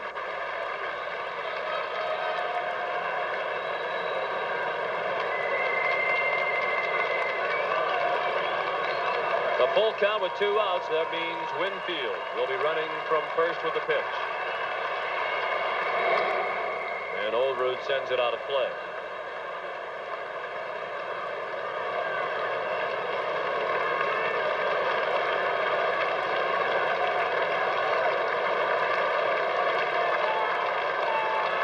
Atlanta 7, Toronto 2 in the bottom of the 5th inning in Game 5. Winfield off again, Olerud to left field. And Sanders will have all 3 putouts in this inning. We'll return to the Skydome after this word from your local station. Top of the 5th inning, Marvin Freeman, Javier Lopez celebrating the grand slam by Lonnie Smith. Freeman has the ball that accounted for 4 of the 7 Atlanta runs, and the Braves lead 7-2 as they come up in the 6th inning. Sean McDonough along with Tim McCarver, delighted to have you with us for Game 5. And even with our first one-sided game, long way to go and plenty of action again tonight. That was a great shot by Marvin Freeman when he was saying 4 runs with just 1 ball. That's a pretty good day, huh? Bargain day. Later, we saw Marvin stick the ball in his jacket pocket and wrap his arms around his body as if to say, I have this ball and no one is going to take it away from me. Unless it's Lonnie Smith. That grand slam, the 16th in World Series history. Only the 3rd by a National League player. The last National League Grand Slam in World Series play back in 1964 by Ken Boyer of St. Louis. You remember that well, I'm sure. I surely do. He hit it off Al Downing, an 0-2 pitch that wrapped around the foul pole at Yankee Stadium. And the Cardinals won that game 4-3. The Yankees had scored 3 runs in the top of the 1st inning.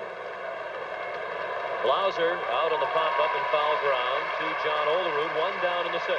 And this Major League Baseball international broadcast of the 1992 World Series is sponsored by the AT&T calling card, AT&T USA Direct Service, and the new AT&T Military Saver Plus plan.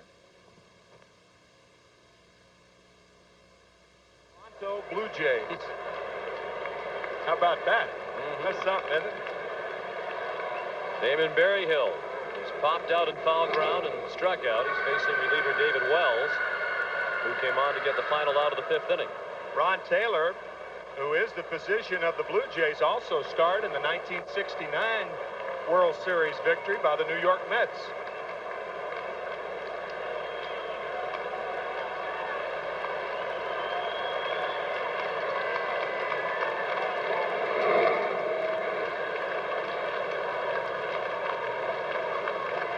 A ball and a strike on Damon Berryhill.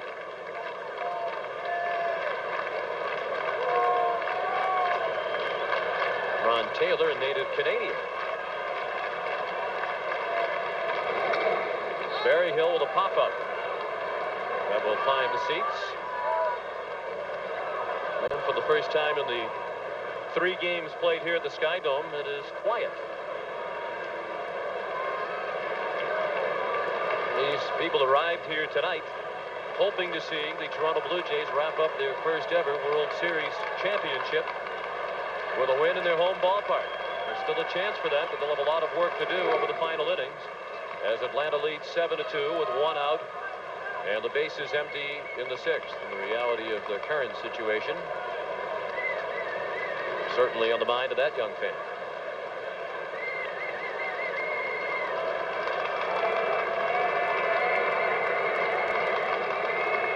David Cohn charting the game in case it goes to game 6. He hopes he doesn't have to use it.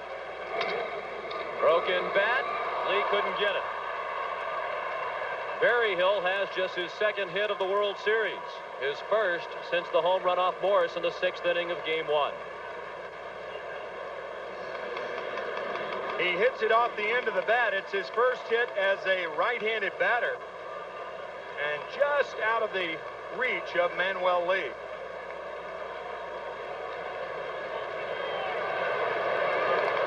John Olerud holding Berryhill on at first. Berryhill, a very slow runner. Lemke with the penchant of hitting the ball the other way. I wouldn't hold him on here.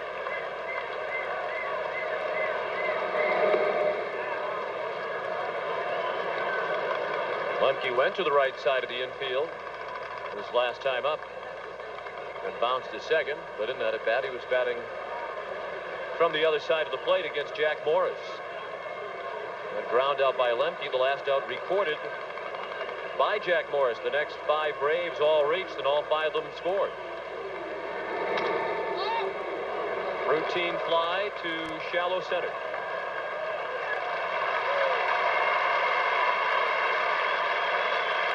Two away in the 6th inning. And friends, we remind you that this copyrighted telecast is presented by authority of Major League Baseball and may not be reproduced or retransmitted in any form without the express written consent of Major League Baseball.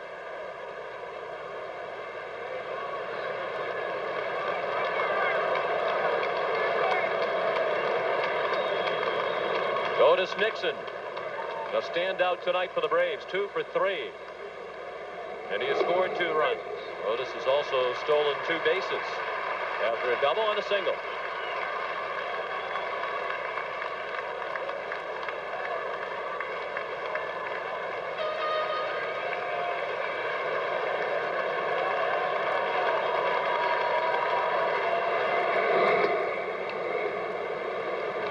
One ball and 1 strike.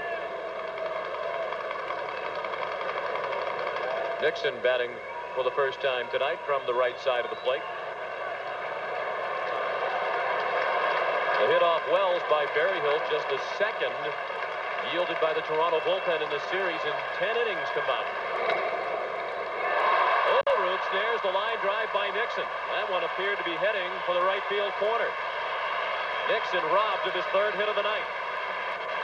We go to the bottom of the 6th. The Braves 7 and the Blue Jays 2.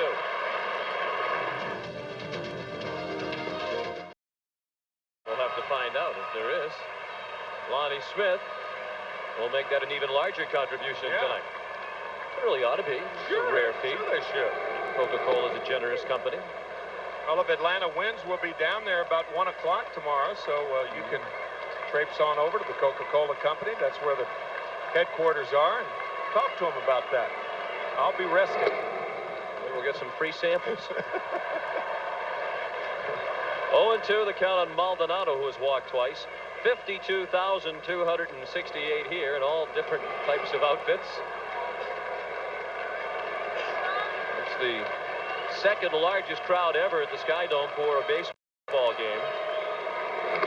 They had 114 more folks here last summer when Toronto hosted the All-Star game.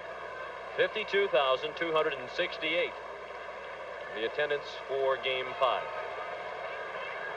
And what a future for the city of Atlanta, who will be hosting the Summer Olympics in 1996. They wrested that honor away from the city of Toronto. To right field, Justice only a couple of steps back. 1 out.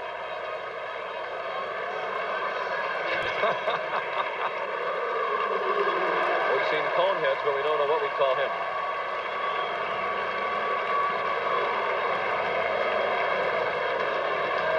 Kelly Gruber is struck out and fly to left. He's up with 1 out in the 6th. Atlanta leads 7-2.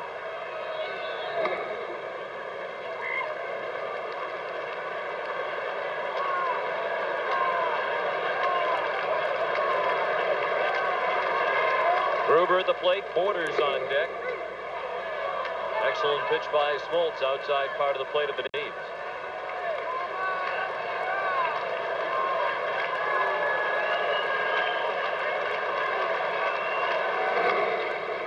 Tim, as we mentioned earlier, even though John Smoltz hasn't been dominating the Blue Jay hitters tonight, good pitchers in these types of games find a way to win them even when they don't have their best stuff. You notice 105 pitches already, and Bobby Cox says John Smoltz is the type of guy, and he told us this, that he could pitch a 9-inning game and throw 160 or 190 pitches.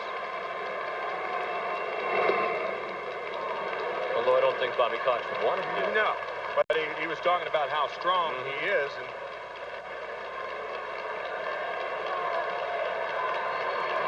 2-2 pitch. Fouled away.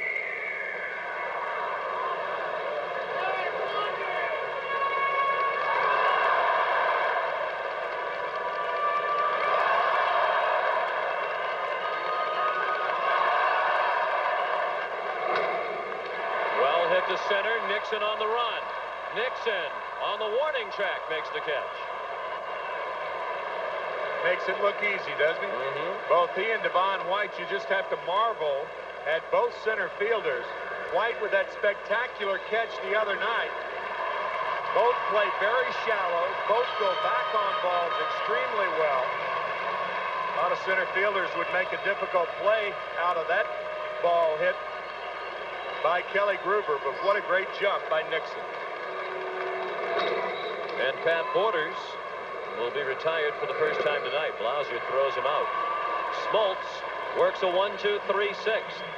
And we go to the 7th with the Braves leading 7-2. Ball team in Midland, Texas from 1985 has provided this World Series with two players. Mike Stanton, the Braves reliever, a member of that Midland High team, as was Mike Timlin, a right-hander for the Toronto Blue Jays, who was on to make his first ever World Series appearance. 2 games in the American League Championship Series. And David Wells working 1 1/3 innings of scoreless ball. Mike Timlin's first appearance, and what a thrill it must be for him. Heavy sinker baller. And he's a hard thrower, although he has been bothered by arm trouble.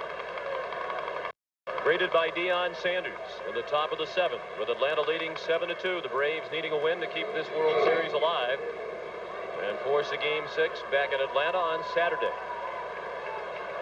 Sanders drove in the first run of the 5-run 5th with a single to center field. He's now 5 for 10 in the World Series.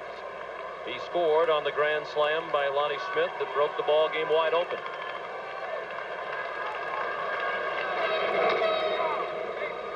Mike Timlin is 26 years old and a big fella, 6'4", 210 pounds. Can you guess where he's from? Midland, Texas. This game is brought to you in part by MasterCard, an official sponsor of Major League Baseball International. Mike Timlin did not play football, but obviously both played baseball and represented here in the World Series. Sanders to center, White the catch. White covers a lot of ground, as you mentioned, as does Otis Nixon. Otis mentioned that White, Nixon, and Ricky Sanders all competed in a fastest man competition out in Hawaii.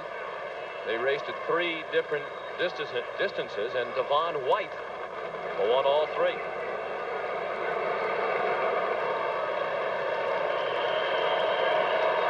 Well, Nixon took kind of a shot at White in the paper, I thought, this morning when he said it doesn't seem to help him steal bases very well. Timlin in with strike 1 to Pendleton as Timlin's former high school teammate Mike Stanton looks on.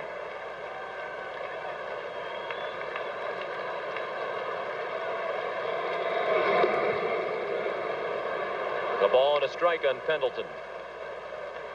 He is starting to produce. for the Atlanta Braves. 2 for 3 tonight. 2 doubles, an RBI, and a run scored.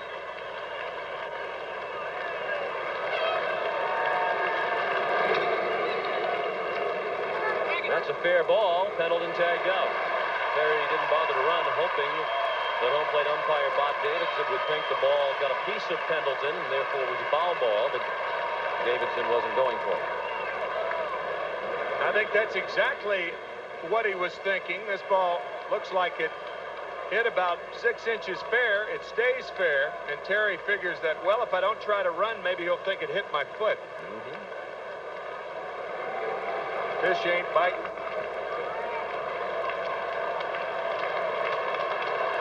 Now David Justice.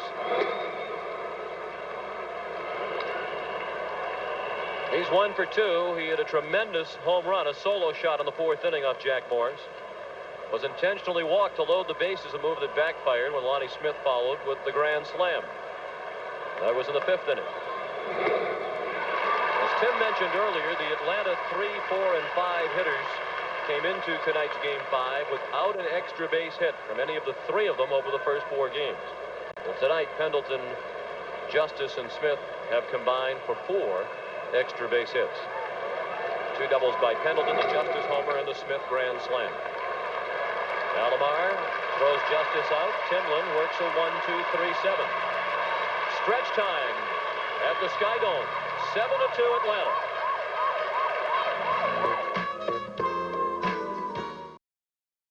Ball game as we go to the bottom of the 7th. The Braves leading 7-2. John Smoltz has gone all the way for Atlanta. He's retired the last 4 Blue Jay hitters in a row. Manuel Lee starts the Toronto 7th by taking a ball high and away. He is 0 for 2 tonight, and now 1 for 14 in the World Series. Lee in the top of the order, White and Alomar. That's low, 2-0. Mike Stanton from Midland, Texas. And Pete Smith of Burlington, Massachusetts, warming up in the bullpen. See how retentive I am? 2-1 now on Lee.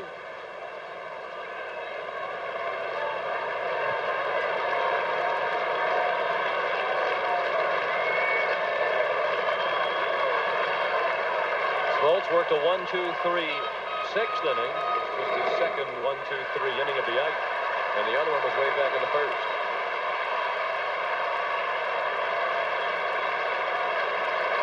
John's up to 113 pitches.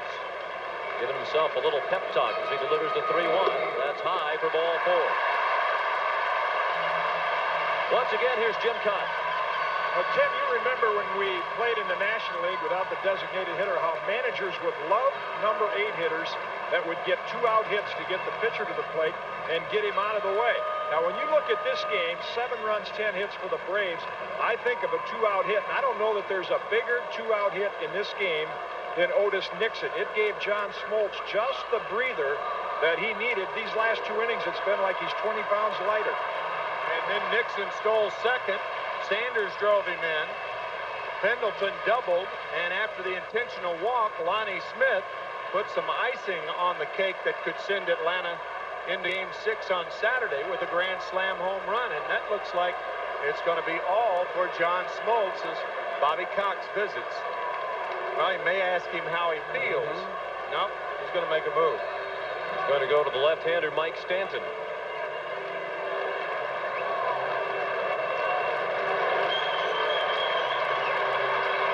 Another terrific outing in the postseason for John Smoltz. He heads off with his team ahead 7-2. Smoltz trying to boost his postseason record to 5-0 if the Braves can hang on and win this one.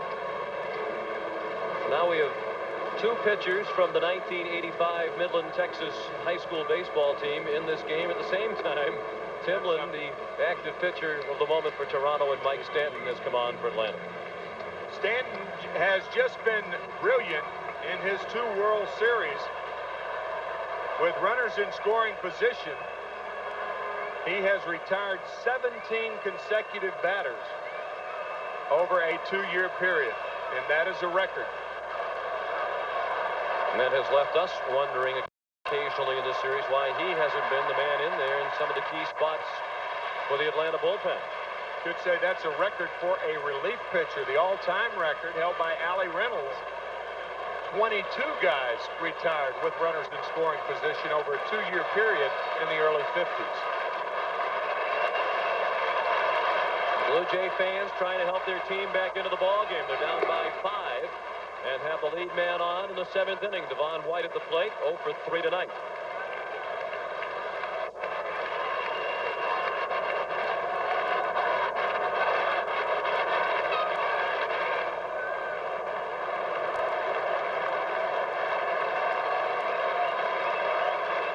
Manuel Lee, the runner at first, started the inning with a walk. Jim?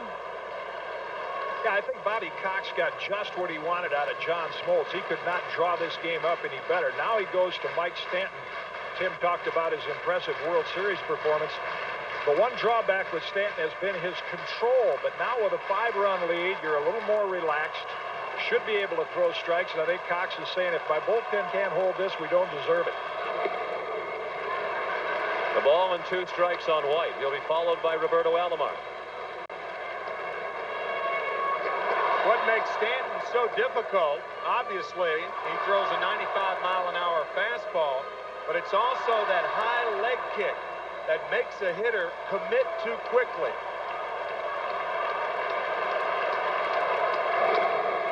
Chop to third. Pendleton gets Lee. Lemke couldn't turn the double play.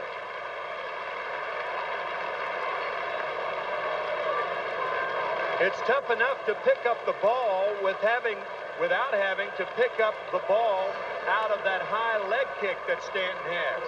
You can see that slider tap to third, and Pendleton making sure of 1. What hitters like, they like pitchers who take a nice, comfortable windup or work comfortably from the stretch so they can see the ball. It's very difficult to pick it up when you have a pitcher with that high leg kick like Mike Stanton. Alomar hits a double play ball. Lemke to Plauser, and they turn it with ease. 4-6-3. That ends the inning. We head to the 8th with the Braves leading by 5. Hit by Lonnie Smith to turn a 3-2 Atlanta lead into a 7-2 lead. Pat Borders continues hot for the Blue Jays. He's 2 for 3 tonight, has driven in both Toronto runs. David Justice with a home run tonight. A mammoth shot to right field back in the 4th inning. And the 4th pitcher of the night for Toronto is Mark Eichhorn, making his first appearance of the World Series. In the 5th inning with 2 outs and the bases loaded, Lonnie Smith unloads on a Jack Morris fastball.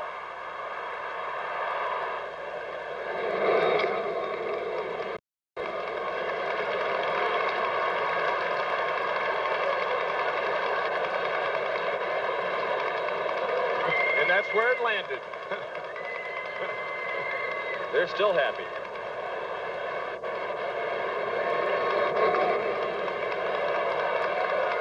Two on Lonnie Smith. The grand slam is only hit tonight. He's 1 for 3. Sid Bream to follow, and then Jeff Blauser. Eichhorn has pitched for both the Blue Jays and the Atlanta Braves.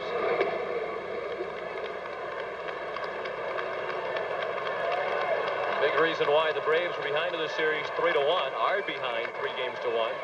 The lack of production from the heart of the order, but not tonight. 4 extra base hits from that trio. And they have driven in 6 of the 7 runs scored by Atlanta. Smith beginning the 8th with the Braves leading 7-2. Mike Timlin worked a 1-2-3 inning in the 7th, his only inning tonight. The Toronto bullpen is still unscored upon now in 11 1/3 innings. And over that time, they've allowed a combined total of only 2 hits.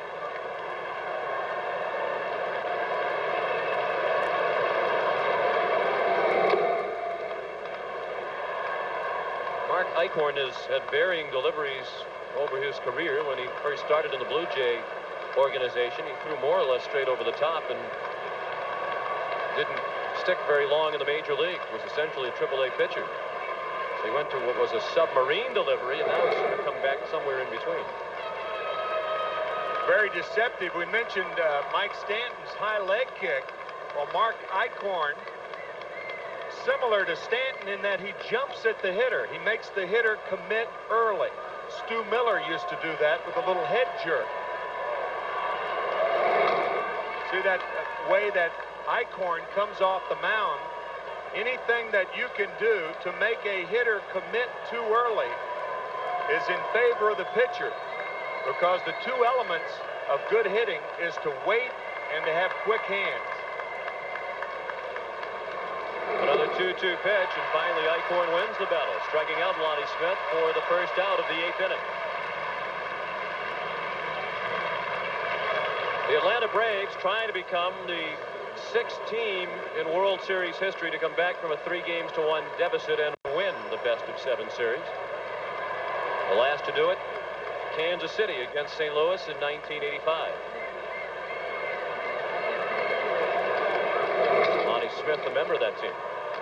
The Milwaukee Braves did it against the New York Yankees in 1957. That was the year that Lou Burdett won 3 games.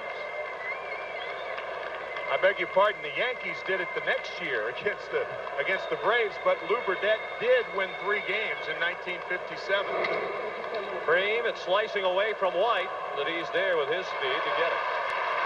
Bream is 0 for 4 on 4 fly balls to the outfield. 2 down in the 8th, 7-2 Atlanta.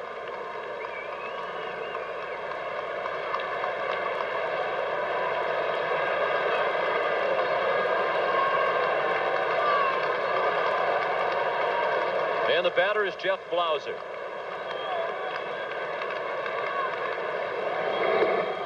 Eichhorn's first pitch, a strike. Blauser 1 for 3, a single in the 4th inning. Just his 2nd hit of the World Series.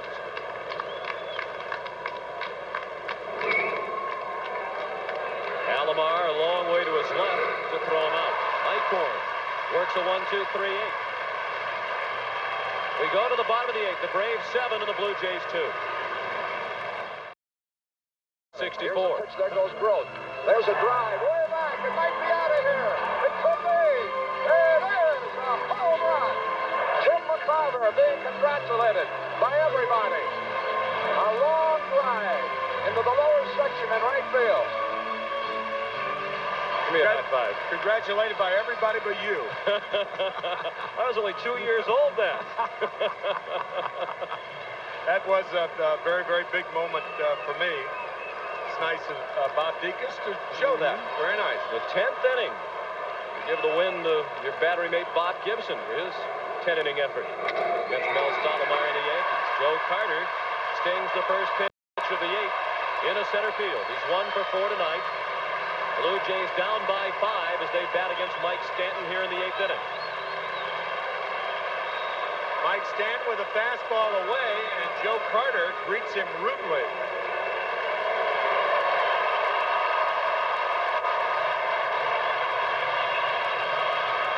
Braves looking for more defense with a 5-run lead. They've inserted Rafael Belliard at shortstop. Jeff Blauser is out of the ballgame. Dave Winfield is at the plate, 1 for 3, a single to center his last time out. John Olerud to follow.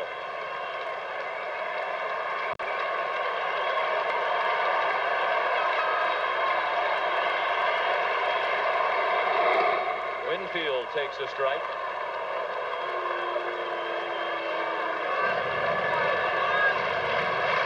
Carter's hit the first off Stanton, the 6th of the night for Toronto.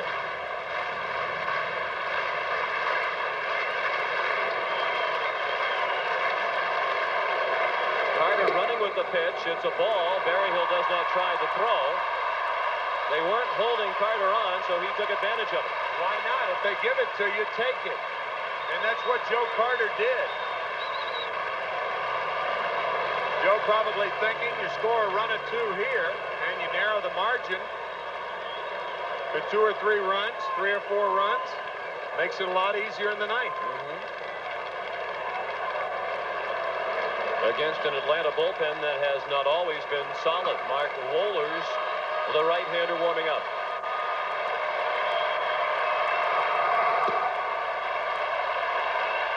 1-1 on Winfield. Carter at second with nobody out.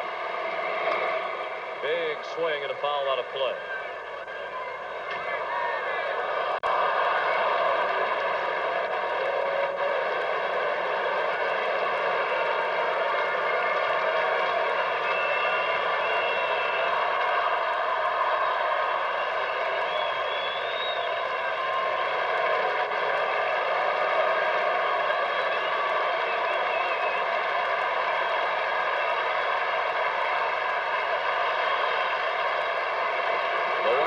Pitch.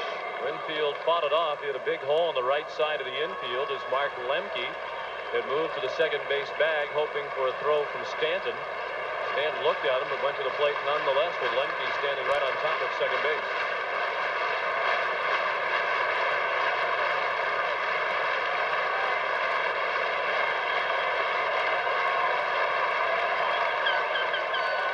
Another 1-2 pitch. High and away. Stanton is 25 years old. And he has not given up a hit with a runner in scoring position in his postseason career. Ed Sprague has moved into the on-deck circle to hit for John Olerud. Now the 2-2. He struck him out. With the pitch high and away, Winfield couldn't lay off it. That's the first out of the 8th inning and the first strikeout tonight for Mike Stanton. Ball clearly out of the strike zone, but with 2 strikes, Winfield swinging futilely.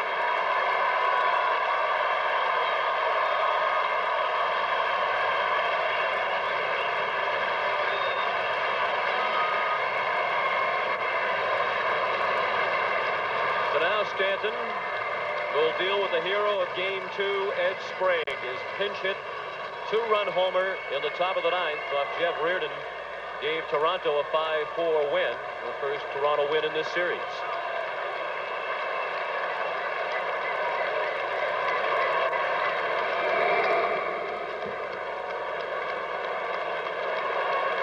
Game 2 off Jeff Reardon on the first pitch.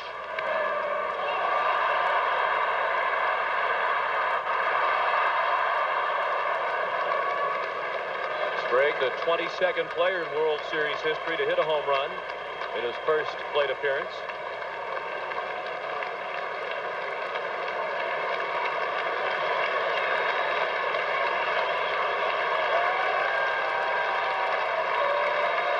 The 0-1 pitch with Carter running. Joe says, you let me steal second. Now I'll try to take third if you're not going to pay attention to me. There's a big difference, however, with the first baseman playing behind you and you trying to steal third. You better make sure you make it. Because if you don't, it's a terrible play. Joe thought he had a terrific jump there, and I guess he did, but if he gets thrown out there, he looks awfully bad.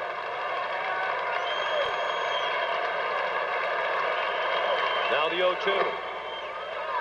1 ball and 2 strikes.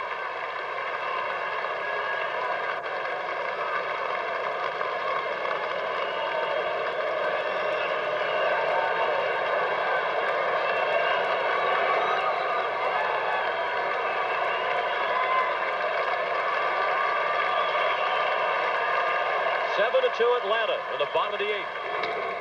Sprague with a high fly ball to right. Justice drifts back. And just in front of the track, he makes the catch. Carter heading for third. Justice with a good throw, but it's just a bit late. 2 down and a runner at third in the 8th inning.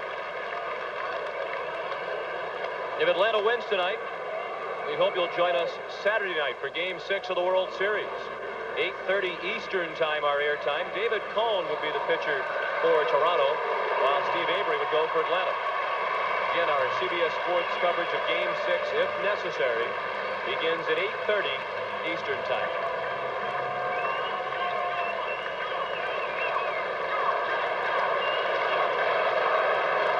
Candy Maldonado has walked twice and flied to right.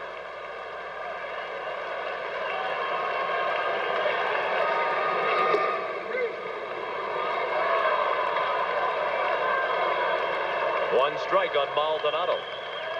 Like Dave Winfield, the Toronto Blue Jays have to offer Manny Maldonado salary arbitration within 2 days after the end of the World Series, where he becomes a free agent.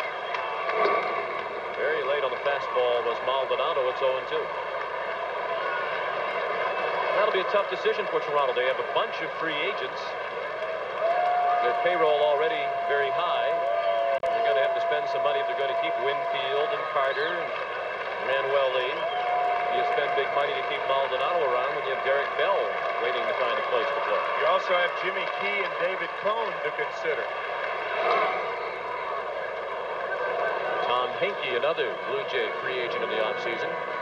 Jimmy Key said that's what made last night's performance that much more special for him. He realized as he was coming off the mound to that Thunder standing ovation that might well have been his last performance in a Toronto uniform.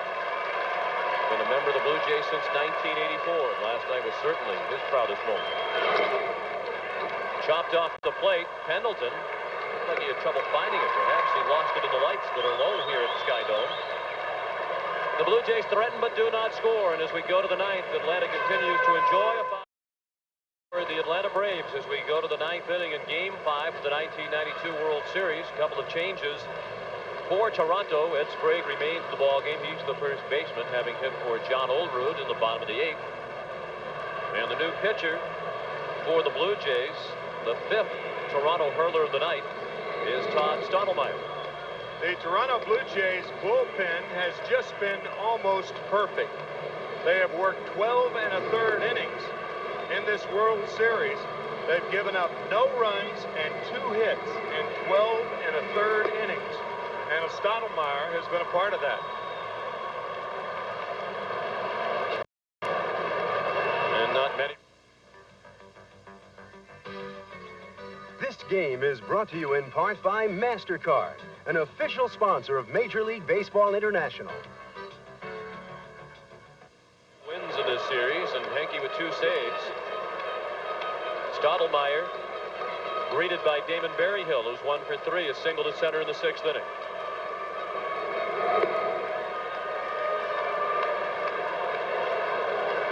Berryhill, the last Brave to reach with that single in the 6th that came off David Wells. He retired the next 2 hitters. Then Timlin retired all 3 he faced in the 7th. And Eichhorn set down 3 in a row last inning. All 7 runs off the starter Jack Morris, who lasted only 4 2/3. A ball and 2 strikes. As Stottlemyre works to Berryhill, Lemke on deck, and then Nixon is due.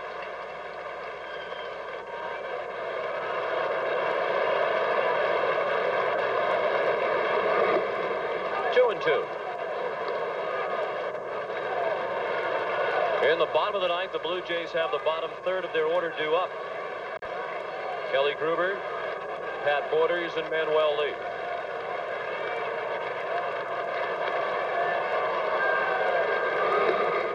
Struck him out. Berryhill has fanned twice tonight and now 10 times in 5 games in this series. Todd Stottlemyre, a very hard thrower. We mentioned his dad, Mel Stottlemyre, who pitched in the 1964 World Series for the Yankees. So Todd and Mel becoming the 2nd father and son pitching combination to work in the World Series. The others, Jim Bagby and his son, Jim Bagby Jr. Now, was your home run that we saw off Mel Stottlemyre? No, it's off Pete Mickelson. That's well struck and a base hit for Lemke. Lemke's 2 for 4 tonight.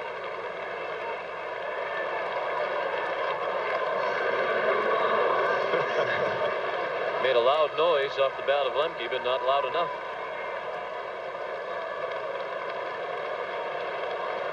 Lemke at first with 1 down. In the top of the 9th, the Braves lead 7-2. That was their 11th hit.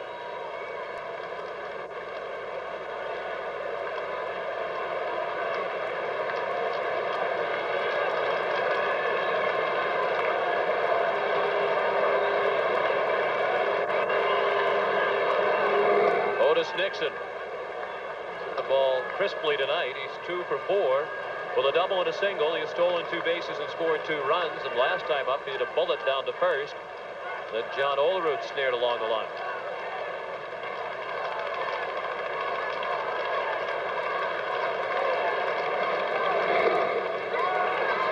Took a little off that one and got it over. A ball and a strike on Nixon. Baseball has always amazed me about how frenetic it can be at times. That 5th inning when the Braves exploded for 5 runs with 2 outs.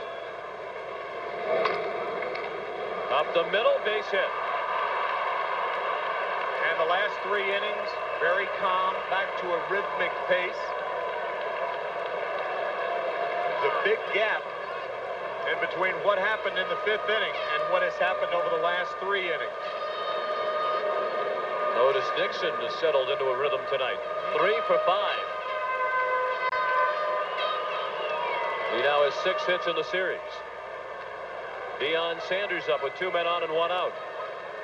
Braves trying to build on a 5-run lead. Sanders 1 for 4 with an RBI single to center in the 5th inning. He also scored in the 5th on the grand slam by Lonnie Smith. If you're just tuning in, that was the big hit of the ball game.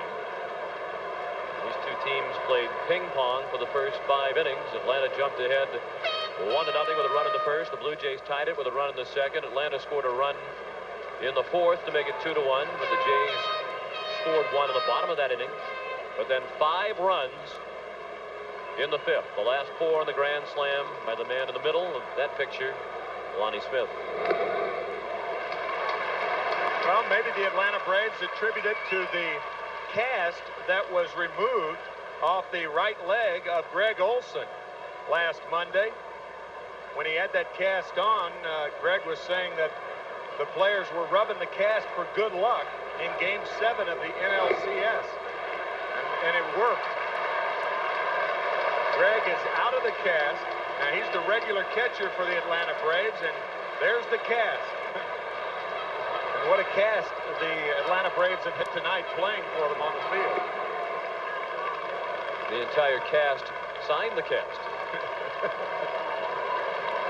Looks like something out of a museum. Yeah, a cast museum. The House of Wax.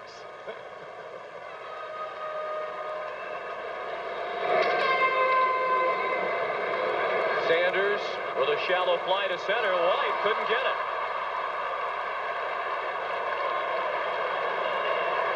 Looked like he kind of ambled in. Perhaps he was trying to decoy the runners. But Sanders has a smile as he has his 2nd hit of the night. I don't think he picked the ball up. And if Deion Sanders, you can see him looking up right there. He didn't see it. No.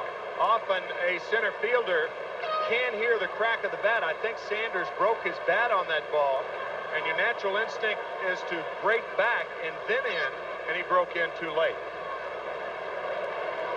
3 straight singles have loaded the bases with 1 out of the 9th for Atlanta against Todd Stottlemyre.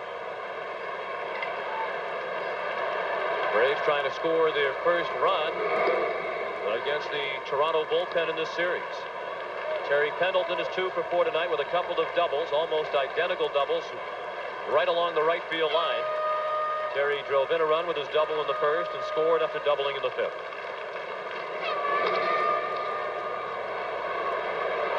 Maldonado with Lemke tagging. Lemke will try it. Maldonado's throw to Borders on the fly, and Lemke is out. Great throw by Candy Maldonado all the way to the plate in the air, and Borders was waiting for Mark Lemke. This is the 3rd assist for Candy Maldonado in postseason play. Fine throw to nail Lemke. We head to the bottom of the 9th. The Braves still up by 5. Championship on their home turf tonight. They'll need to match that 5 spot put on the board by Atlanta in the 5th inning. They need 5 to tie and 6 to win in the bottom of the 9th against Mike Stanton. Kelly Gruber leads off 1-0 the count. 2-0 the count. Here was that tag play to end the top of the 9th inning. Sometimes catchers have to make that slap tag with the ball in the glove. The catcher's meant not designed to make that play, but that was his only choice. Stanton throwing hard. That's too hard. You saw Berryhill gesturing to him to calm down a bit. 3-0, the count on Gruber. Borders on deck, and then Manuel Lee is scheduled. Strike over the inside part of the plate.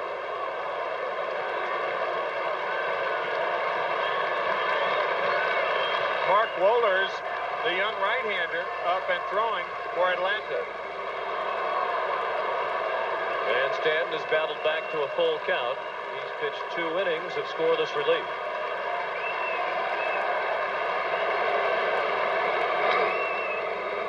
Still 3-2.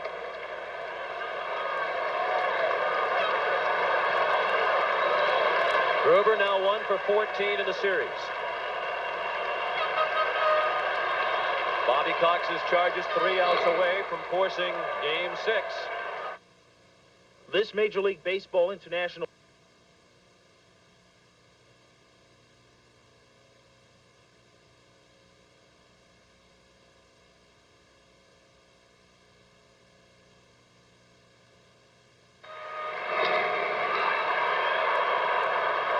Nixon, 1 out.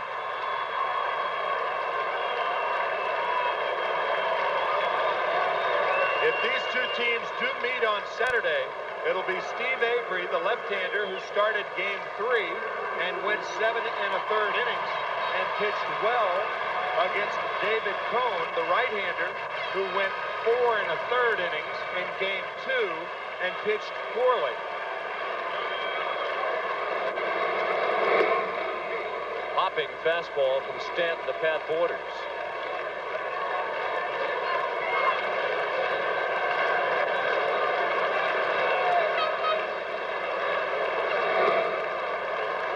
Both Cohn and Avery have been erratic. They're really capable of a dominating performance, and they're both capable of the kind of struggle that Cohn endured earlier in this World Series. Avery had an outing in the League Championship Series against Pittsburgh in which he lasted only 1/3 of an inning. But he was hit. That's the big difference between the two. David Cohn has had control problems this year, walking 111 during the regular season. And I think that is primarily the difference in the two pitchers. If the Toronto Blue Jays get to Avery, they're going to have to hit him. But there is a chance for David Cohn to be wild. And that was one of his problems in Game 2, his first appearance. 3-1 to Borders is a strike at the knees. But you're right, either pitcher could be dominating. That's one of the appealing elements of this series. You could say that just about every night. That's right. With the starting pitchers that these two teams throw out there.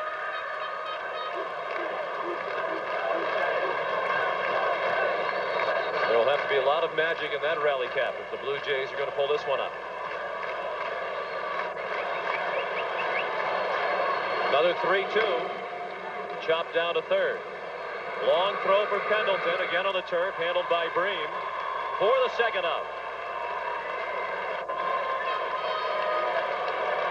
That's by design, and the reason that Terry Pendleton does this, the ball gets there quicker. It's that simple. A lower throw will get to the target quicker than a higher throw, and that's why Terry uses the artificial surface. That's for the second time up here, but obviously he can't make that same type play in Atlanta with natural grass. Stanton missed with the fastball to Manuel Lee. Batting for himself with his team down by 5. He's 0 for 2 tonight with a walk. The Braves 1 out away from forcing Game 6 back at Atlanta Fulton County Stadium. The fans down there will have a chance to chop back at Kelly Gruber. And Roberto Alomar. 2 balls and a strike. Perhaps it is the lucky cast of Greg Olson that propelled Atlanta to this apparent victory tonight. 3 balls and a strike. Lee can reach. Devon White would bat next. And Robbie Alomar would move into the on-deck circle.